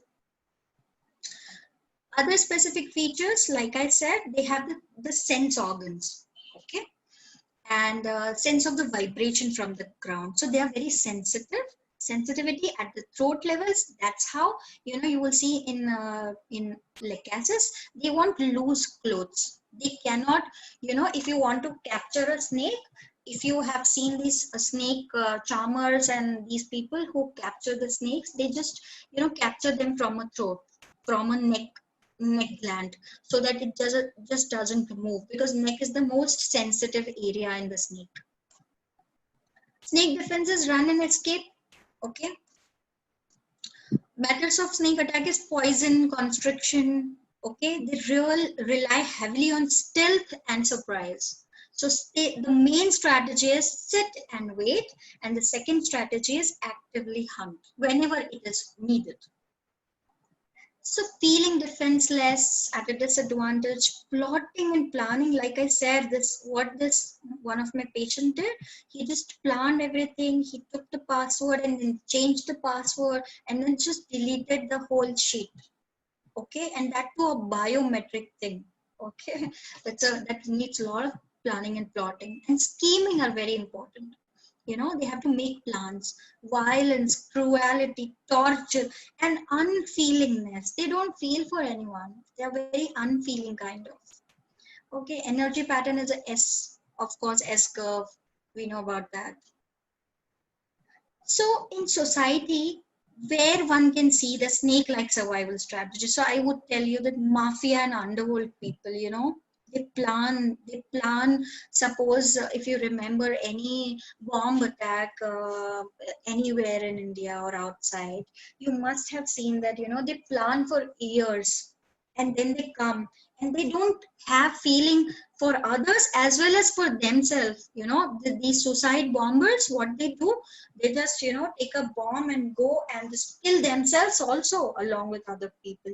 So terrorism, mafia, underworld, war, undercover, crime, detective, politics, corporate, glamour, all these themes are of snake themes. Magic, illusion, fraud. They are fraudulent people. These days, a lot of frauds are happening over, online banking, online transactions. So what they do, they plan, they will send you a OTP, then they will call you and talk to you like a bank employee and ask you, please, can you tell me your OTP? And you feel, oh, that's so good. Okay. So they create an illusion around you. Cutthroat competition. So they have this cutthroat competition. Position of power. So, they might be involved, or you can understand the theme true. The people who does kidnapping, assassinations, bombing, hijacking, hostage, commando type.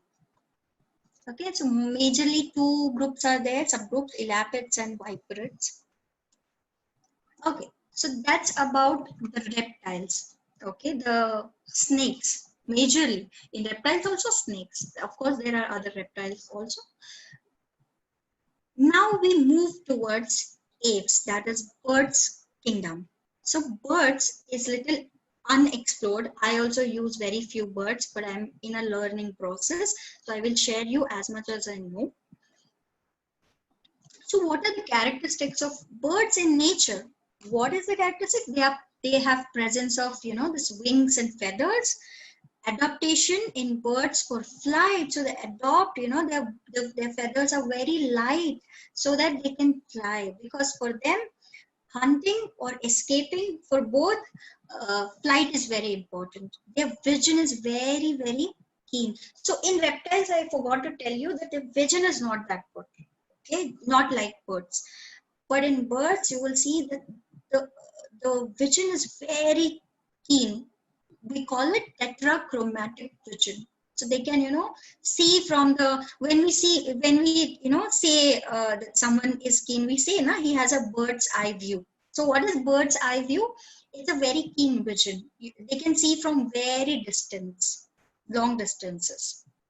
Birds can live solitarily, in pairs, in small family groups, or even in large large groups. So there are different types of birds. Mostly, which we know in homeopathy, are the large family groups. Also, some are few solitary birds. Okay, they also have the strong hierarchy. They are very territorial. They know where to fly, how to come back. Okay, constant alert. And birds are the biggest enemies to reptiles. So you will see a lot of dreams and delusions related to birds in reptiles. Not in birds also you can see, but in reptiles it is very common. Okay, so feathers are specialized structures made up of keratin. And what is the function? To cover and protect the body, prevent water losses from the body, and provide thermal insulation. So whatever temperature outside is, it doesn't matter, because the bird has this feather which can, just insulate himself. Help in flight by providing a smooth, flat surface for pushing against the air during the flight. And the different types of flight in birds include, there are birds who take short distance flight. Some are soaring birds. Some are high-speed flight birds who takes high speed, flapping flight, gliding flight, hovering motionless flight, and silent flight. So flight, especially taking off and landing, requires a huge amount of energy. Metabolism in birds is extremely fast. Okay. Courtship and mating, with generally males are more attractive than females. Monogamy is very common in birds and also in mammals. And they ensure the biparental care. Here where, the close association comes with the mammals. So when you will actually learn mammals, you will see there are a lot of similarities with the birds. One is communication, second is parental care, and second is this monogamy. Also incidences of forceful mating amongst birds. Okay, so for example, rape is common in the duck. Parental care, defining, defending territory, vocal signals. So, you must have seen all the birds, they talk, and all the time, they would give vocal signals. They are very good in communication. Resting, roosting, sleep is an alert state of rest. Though they take sleep, but sleep is not like very sound, deep sleep. That's an alert state of rest. Migration and navigation. So this is our defense and attack. So escape is the first defense strategy of any animal, I would say. Defense. Run rather than fly. So, they would run rather than fly. If you have seen I would say, any bird and common bird and around you. So you will see, whenever something comes up or something happens to them, they would run rather than fly. And then they start flying. Warning. They communicate to the presence of a potential predator to other birds. So they would talk, in their own language or sing, and they would alert other group members that there's a potential predator. They eject very unpleasant oil when attacked. Okay, that's also a defense strategy. Flocking ensures safety. So they stay in groups. Attacks. Sudden attack to hunt for insects. So small insects are their prey generally. Birds of prey are fastest. Flying birds have highly maneuverable wings to aid the swoop down at their prey at a great speed. Like many birds you will see, they hunt on snakes. Predatory birds like kingfishers and terns hunts in air, and they plunge the dive after their prey. Okay, so avian food is an important weapon. Okay, so don't go into this much of detail. sense of lightness, weightlessness, soaring, desire to travel. So in birds, you will see this is a very, very strong theme that they want to go to high places and desire to travel in patients. And they would always talk about cage and freedom, boundary and freedom, restriction and freedom, no limitation. And they can also give you an image or delusion of a bird in a cage or something like that. Desire for freedom, free-spirited, escape, flying, mountain, rise, love for nature, open, out of this world, like this. The chief sensation is trapped, caged, and restricted. And opposite is desire for freedom. Okay. So important keywords are responsibility, freedom, earth, all these things. Okay. So this was about the birds. Now we'll go to the insecta. So these are the common remedies of insecta. Apis, blata, we use blata, for asthma and suffocation. Apis for stinging, burning pains. Simex, Culex, Formica rufus, and so significant aspects of insects are, like Arachnida, they are also very fast-paced, speedy, in hurry. Okay, and fear of sudden death is there. But in insects, you will see highly structured social organization. Okay, just like honeybee, apis. Okay, highly structured. Molting, sucking parts are there. Sorry.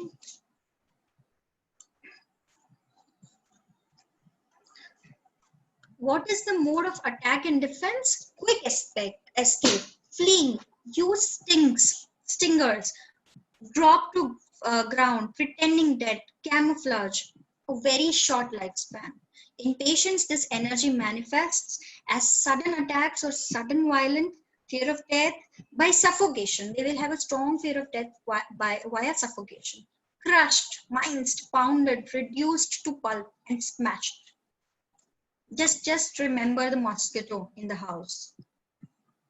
Restlessness, speed and agility, impulsive, instinctive, fast, furious, and hectic.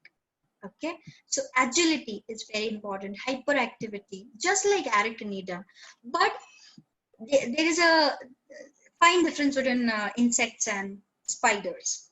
Loquacious, hasty talk, traveling, wander, desire for, rush and flow of thoughts. Okay, intense speed, agility, must be on the move, running, jumping, flying, traveling, wandering, desire to. Okay. So this is too much of detail.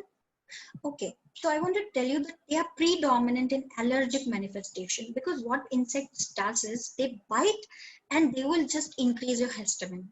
I mean, they will give you an allergic manifestation.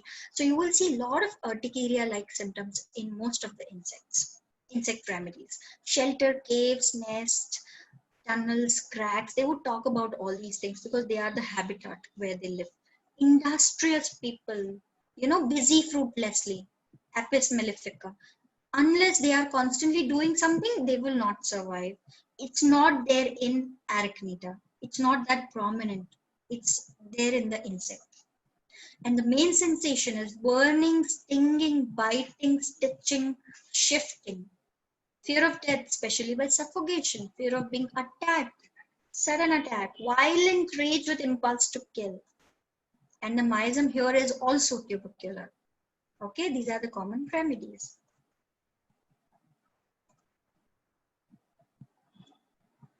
Small feeling is there in the insect also, and also in the Arachnida.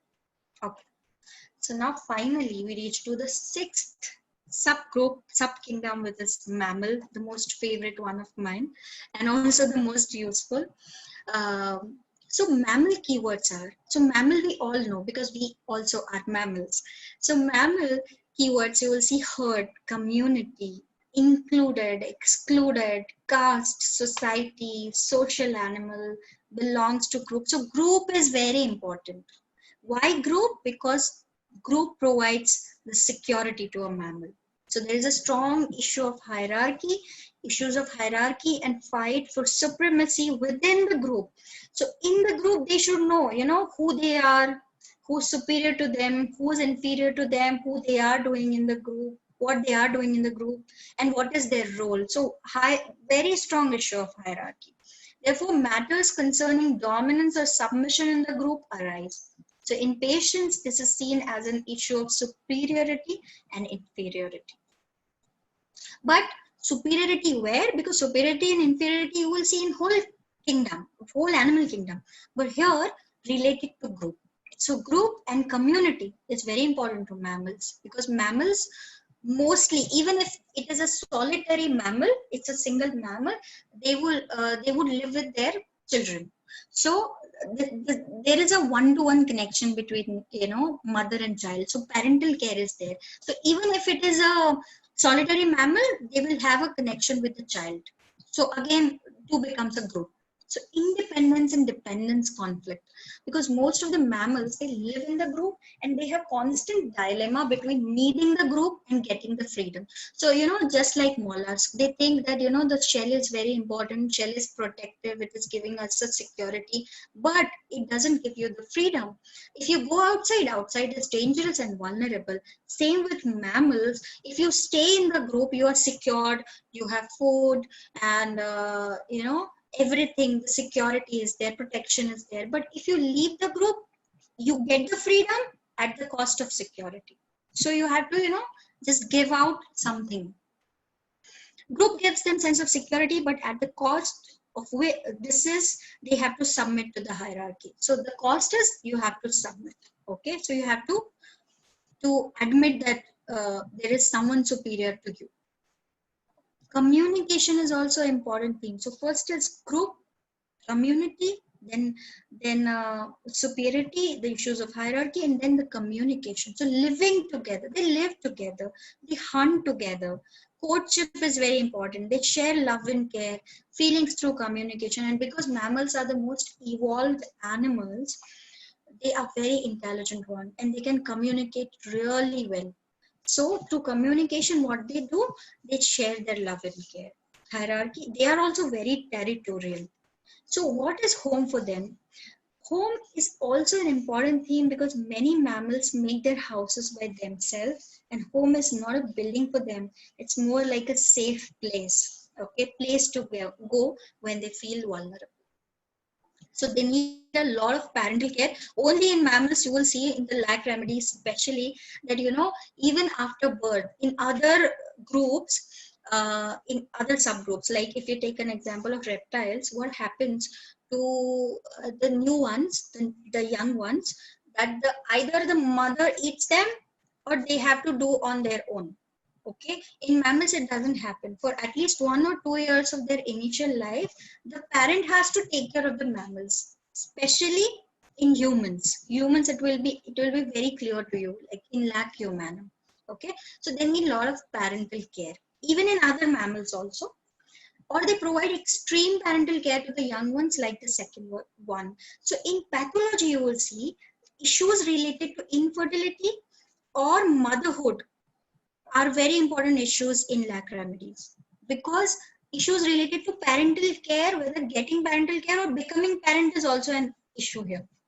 Many issues are interlinked, not simple like minerals. I'm telling you, the mineral cases are very simple ones. Like only one issue, introspection will be there. But in animal kingdom, one issue rahega, there will be one issue, but there will be, you know, interlinking of many things. One issue and problem is within, and then there are many aspects of it, processes. So because mammals are the complex and intelligent animals, so you will see a lot of complexity. Also, one can see the proper attack and defense mechanism in higher order mammals, because they are one of the most evolved animals on the earth.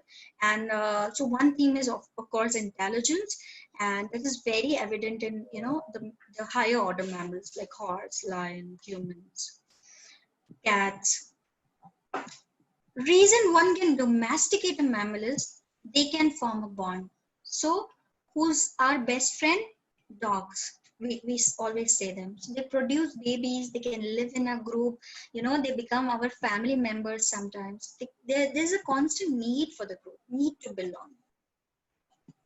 So mammals always fight for a dominant position, acceptance of a present position, like for example, a boss, a head of the family, an intimidating mother-in-law is perceived as a person of higher rank, and one feels very low about self and has to submit and to be subservient. They have problems with lactation because they have mammy, which can produce milk. So either the lactation is very long or not enough. Problems related to menses and lactation is very common in mammals. Okay, so the commonest fear is fear of snakes. And also I will tell you, this is very important theme which you will see in most of the mammals is playfulness. They really love to play. The word mammal comes from Latin word which means breast. They are the warm-blooded vertebrate animals. Okay. So they replicate their elders and usually learn by imitation. Death in a mammal, unlike other animals or other subgroups, is very slow. Okay, so social structure is very complex. They live in a group, complex societies, hierarchy and pecking order is seen. Each one guards its own territory, need to belong to a group or herd. Issues of self versus the other group, issues of hierarchy, very strong maternal instinct, problems related to menses, self-content is also there, conflict.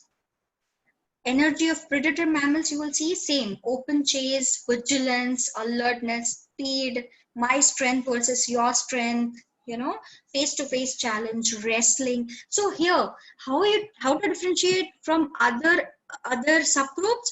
Mammals would definitely, you know, go for face-to-face challenges. You know, they won't do like reptiles mostly, because they generally plan and plot and do all these things. Desire for meat is also there. Energy of prey mammals, so fright, freeze, hide, escape. They are very vulnerable, too weak to defend. Cats, bears, whales, bats, they all live in a group. Okay, so for first few years, like I told you, the child lives with the mother. So need to be liked by the group is very important. So mammals doesn't go unnoticed. Okay, so they need to be liked by the group. You are submissive to the group, need to take care of the group is hurting them, group is very important. So everything related to the group. So most important issues are, who are you in this group, who dominates you, who submits to you, who you will submit. Identity is also an issue, but how identity? In a hierarchy. Okay, you share, you talk, this is me. So this is your position, somebody, anybody, or nobody, or what. They have very good amount of self-esteem, which insects and, you know, spiders and mollusks especially doesn't have. Feeling of being seen, desire to be heard. They have their feelings, and they always tell, you know, why people can't listen, why people can't understand. Need of appreciation is too much. Okay, so this is just an example. So if you see in backyard, you can find a venomous snake which is hiding, but you cannot find a tiger, because tiger won't go unnoticed. You will notice it. Okay, but snake, by chance you will see it.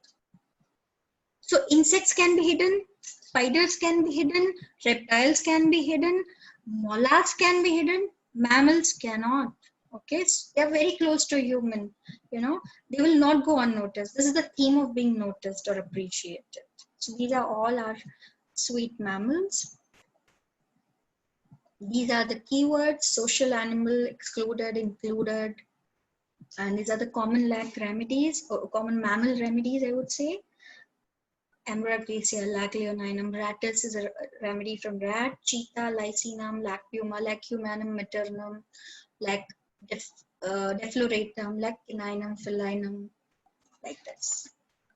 Okay, so this is all about the kingdom, the animal kingdom, and the subgroups of animal. So I hope I was able to deliver you something, or you have got something. If you have any questions, you can let me know. In the end, I want to summarize everything. So see, so first and foremost question which many people will ask, or they must have in their mind, is how do we reach? Okay, what is the medium to reach to the kingdom or sub kingdom? So case taking is the tool for them, and case taking, in case taking, you should know which question are you asking, how to take that ahead, and what if you get stuck. Okay. So case taking has two parts. One is when patient is narrating, you listen to everything. Okay, a journey where you take the patient to a level where he starts speaking that language. So when you feel, that he has narrated his story and he has reached to a sensation keyword, or you are able to see some kind of theme emerging, or some kind of symptoms coming up, which are the kingdom symptoms, or patient is at sensation level, he is talking about mind and body, and that is nothing making sense, it is completely nonsense, then you are at the right point of time. You have to take that patient little ahead and ask him to elaborate his experience of that situation. Okay, so just tell him, please tell me about this, how did you feel and experience in that particular situation. And then whatever he would speak, pick up that language. And whenever you will pick up that language, you will see the keywords. Just note down the keywords and then analyze. So first is identify the level, whether if the patient is at, say, fact level or feeling level or emotion level, that is not the level to differentiate or reach to a kingdom.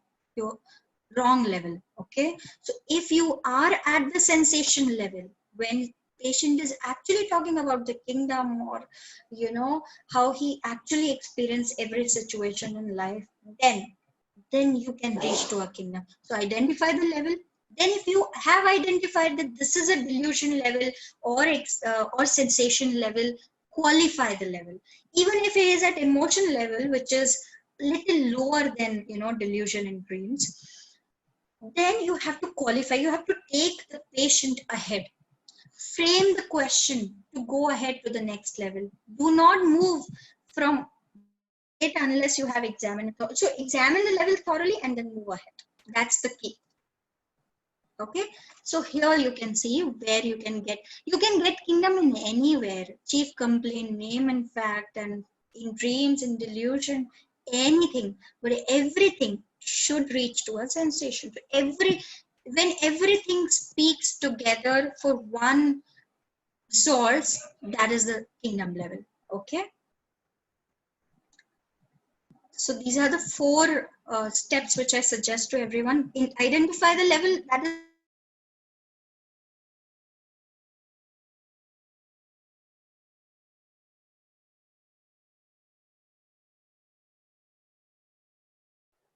Ma'am? I think she's not audible. Yes, sir.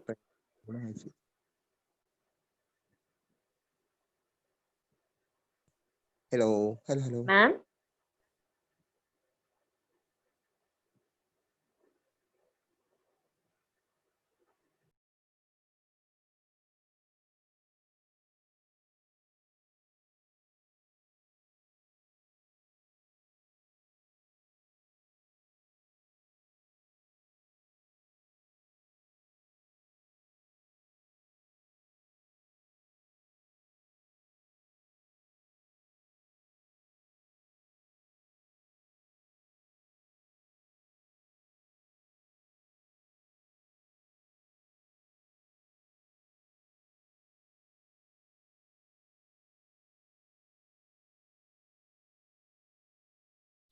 She's connecting her electricity. I think some problems with the electricity. She will be joining soon. Okay.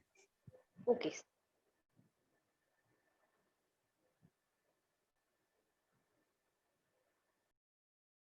We will upload the session, but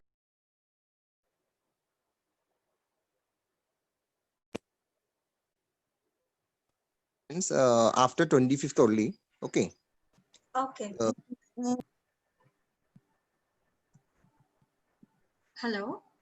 Yes, ma'am. You're audible. Yeah, can you see? Yeah. Yes, ma'am. Okay. So at sensation level, where you have a strong foundation, strong base, then you examine a chief complaint, the most important aspect that the patient comes with. No story to get lost, just take the facts, take the qualities. Be quick and alert in picking the sensation, words, and understand the theme. You will reach to the kingdom. Okay, and it's a simple thing. It's not very complex. Okay, so thank you so much, and I'm open to questions. If you have any question, please tell me. Okay, ma'am. So participants, if you have any queries, please drop them in the chat box.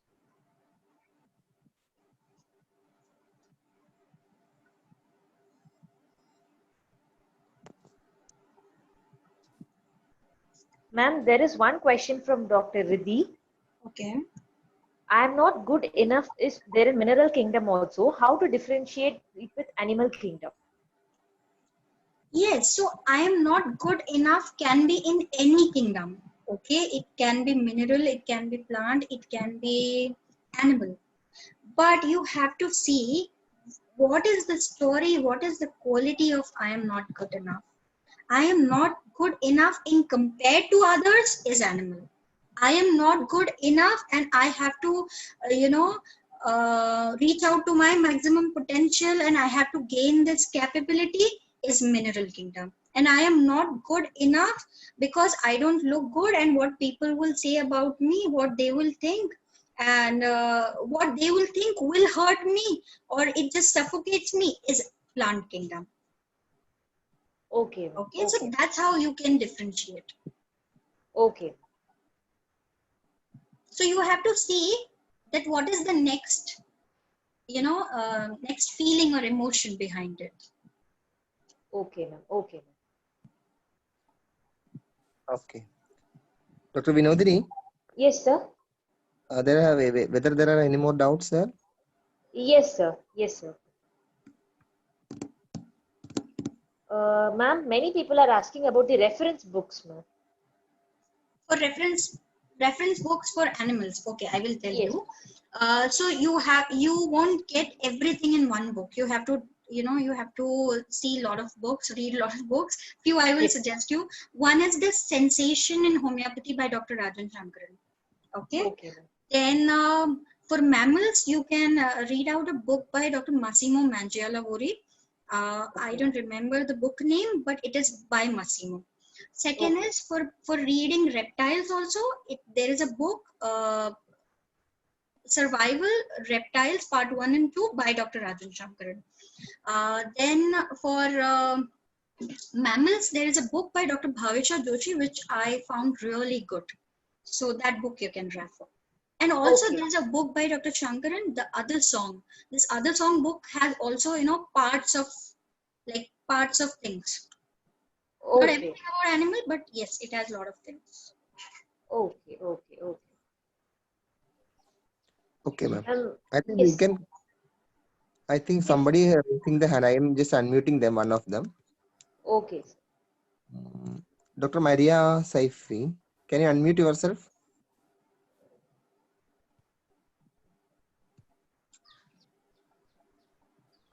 I think she don't know. Then Dr. Ayu. Yeah, Dr. Maria, you can ask. Okay. Hello. Yes, sir. You can ask the question. Okay. Actually, ma'am, I wanted to ask that you said that animals are attractive. They show colors, but how is that possible? Because they already hide from the predators. So I'm not getting the point. No, I didn't get your question actually. Can you elaborate a little bit? Yes, ma'am. Ma'am, you told in spiders that they are attractive or they show colors. Yeah. Or many other, you said in peacock also. Yes, we see colors in peacock, but there is a speciality of them that they hide from their predators. So how? Uh, so I'm not getting if they are attractive or not. Okay. No, they are attractive, but colors for them are either the tools to attract somebody or to repel somebody. So when they are hiding, no, they do this camouflage. Okay. Yes, So ma'am. when they want to hide, suppose if you take an example of a snake, you know, they are very charmed by the bright, you know, the bright colors, the fluorescent ones. But if they want to hide, they will take the color of the environment, and that is for the predators. Okay, and when they are talking in human expression, when you will see, they are talking to you, they will tell you their own choice of colors. Okay, ma'am. So in both the things, you will see the affinity towards colors, but they will differentiate what kind of affinity they have. Okay.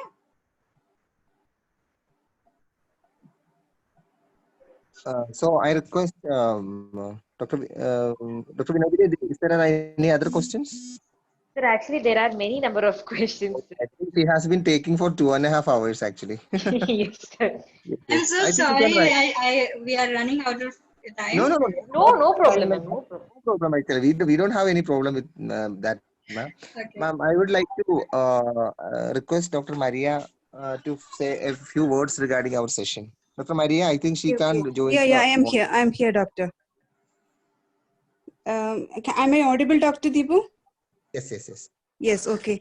Thank you, Yamini doctor. I think that was a very wonderful session, giving even the very finite descriptions about each family, each member of the animal kingdom, and you have given a very detailed description of how you can go about and being a beginner in this field, in this differentiation things. I think everyone has understood how you can go about into it and how you can differentiate between different members of each family. And thank you, ma'am, for this wonderful and enlightening class, ma'am. And I think this is very detailed description you have taken. Thank you, ma'am, for this class. On behalf of IHMA Women's Wing Ernakulam, we thank you for taking such a wonderful class. Thank you, ma'am.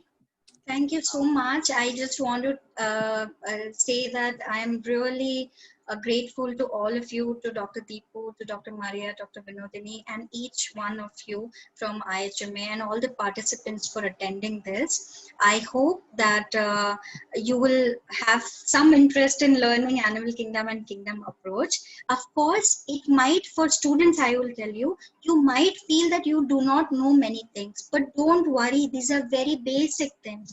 If you understand a basic, you know, natural qualities of the source, you will understand it. And I always tell people that optimize the basics. That is the most important thing. Don't make it complex, and it is not complex. Even if it looks like, it is not.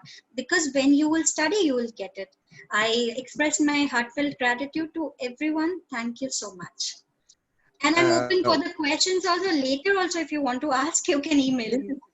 Actually, we have some questions. Actually, we will proceed with that. If you permit us, then we will proceed us. Okay? Yeah, I'm okay. I'm okay to take if we have Okay, time. okay. No Just problem. Vinodini, just take or three or three or Yes, five sir. questions. Okay? Yes. Ma'am, there is one question from Dr. Sangeeta. How should we differentiate sensitiveness of plant kingdom and animal kingdom? Yes. So sensitivity of the plant kingdom is an area of how environment and how outside is affecting me. So suppose I will give you an example of Loginiaceae. So in Loginiaceae, the remedies like Ignitia and Nux vomica comes. So in Ignitia, you will see there is a grief. Okay, so there is a loss of the loved ones, just like natural view. But in Ignitia, the experience of the disappointment in love or experience of loss of someone is shock. So I was shocked when my father passed away. I was completely shattered, and it was so shocking, doctor, for me.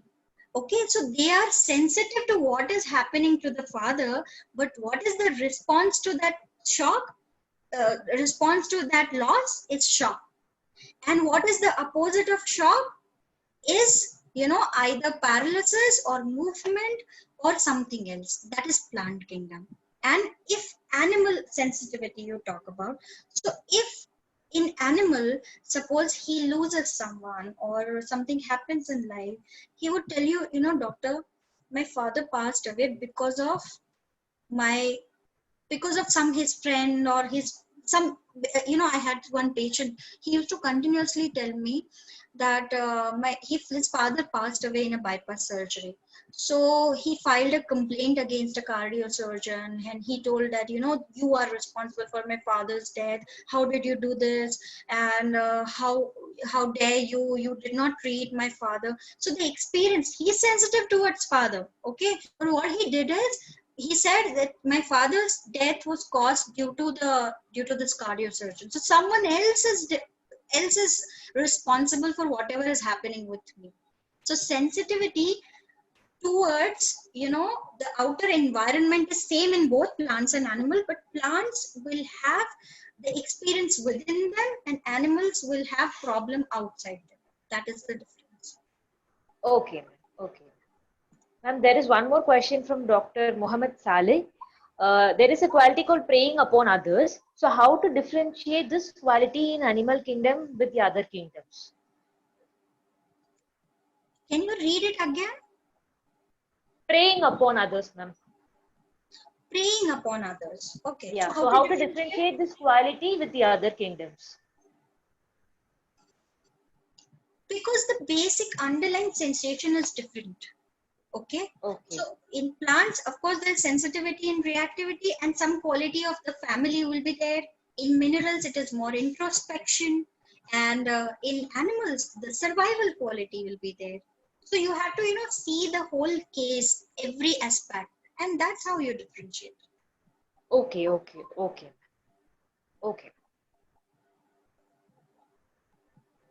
So, sir?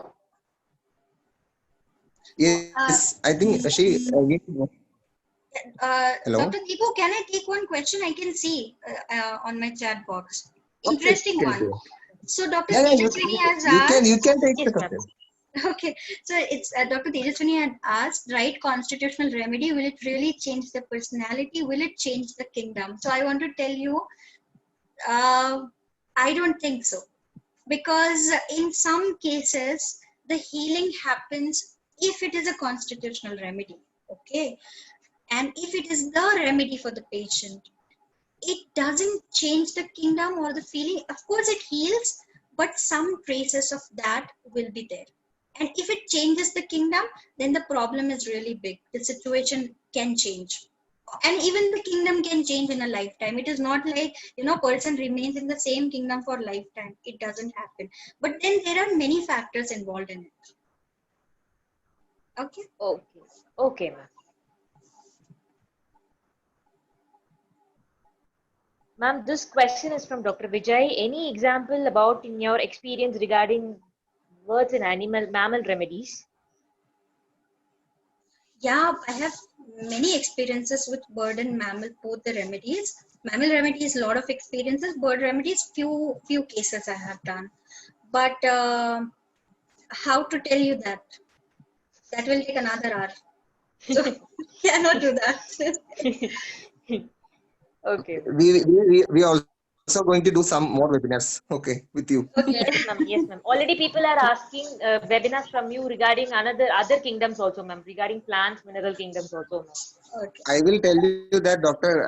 Yamini is taking lots of. I think her Instagram account, her Facebook account is everything is with. There are many webinars are there actually. Yes, so few webinars we have done. So if you want to, especially Mineral Kingdom, I have done full Mineral Kingdom. So if you want to watch those webinars, you can go on my YouTube channel and you can watch. There are 4 episodes. Yes. 4 sessions. Yeah. The Asha Academy, I think everybody can easily write that in YouTube and you can search whatever you can find out. Okay. So I think we can wind up. Before that, I would like to say a few words regarding today's session. Because initially, when we started taking up the kingdom approach in this Hope series, last time we haven't gone that much deep because we have Amrita Hede ma'am who came and just taken a few steps. Then after that, Sheetal doctor already came. After that, one doctor from Chennai, I forget the name. Jyoti, Dr. Jyoti already taken. So we have already covered the 3 kingdoms now. So I think this will be an enlightening for everyone to study and more to know more about these things and all. Actually, many won't tell this much detail in one session. I think it is already 2 hours 40 minutes. So we are very, very, really, really thankful to you. And I'm so happy that we have around 450 participants as a whole. And on behalf of IHMA Kerala State Webinar Coordinator, I'm expressing my sincere gratitude to you, ma'am. And also looking forward to work with you more. So I request Dr. Vinodini to tell a few words, the upcoming events of today. I think there won't be much people for the evening session. Everybody's GB will be exhausted. I'm also looking forward for next 2 sessions, which is happening today. I'm really excited Okay. about it. Okay, Dr. Vinodini. Yes, ma'am. Ma'am, it was an excellent session, ma'am. You have given a very good insight of animal kingdom, ma'am. As you rightly said, we need to optimize our basics. You need to differentiate it with other kingdoms, ma'am. It was an excellent session, ma'am. We feel very thankful for you, ma'am. Thank you so much. Thanks a lot. Yes, ma'am.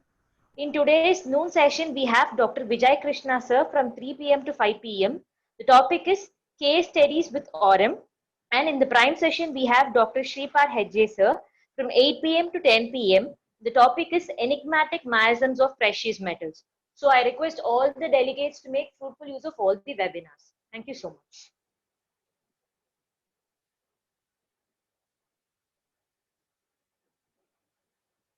Okay, fine then. Okay, sir.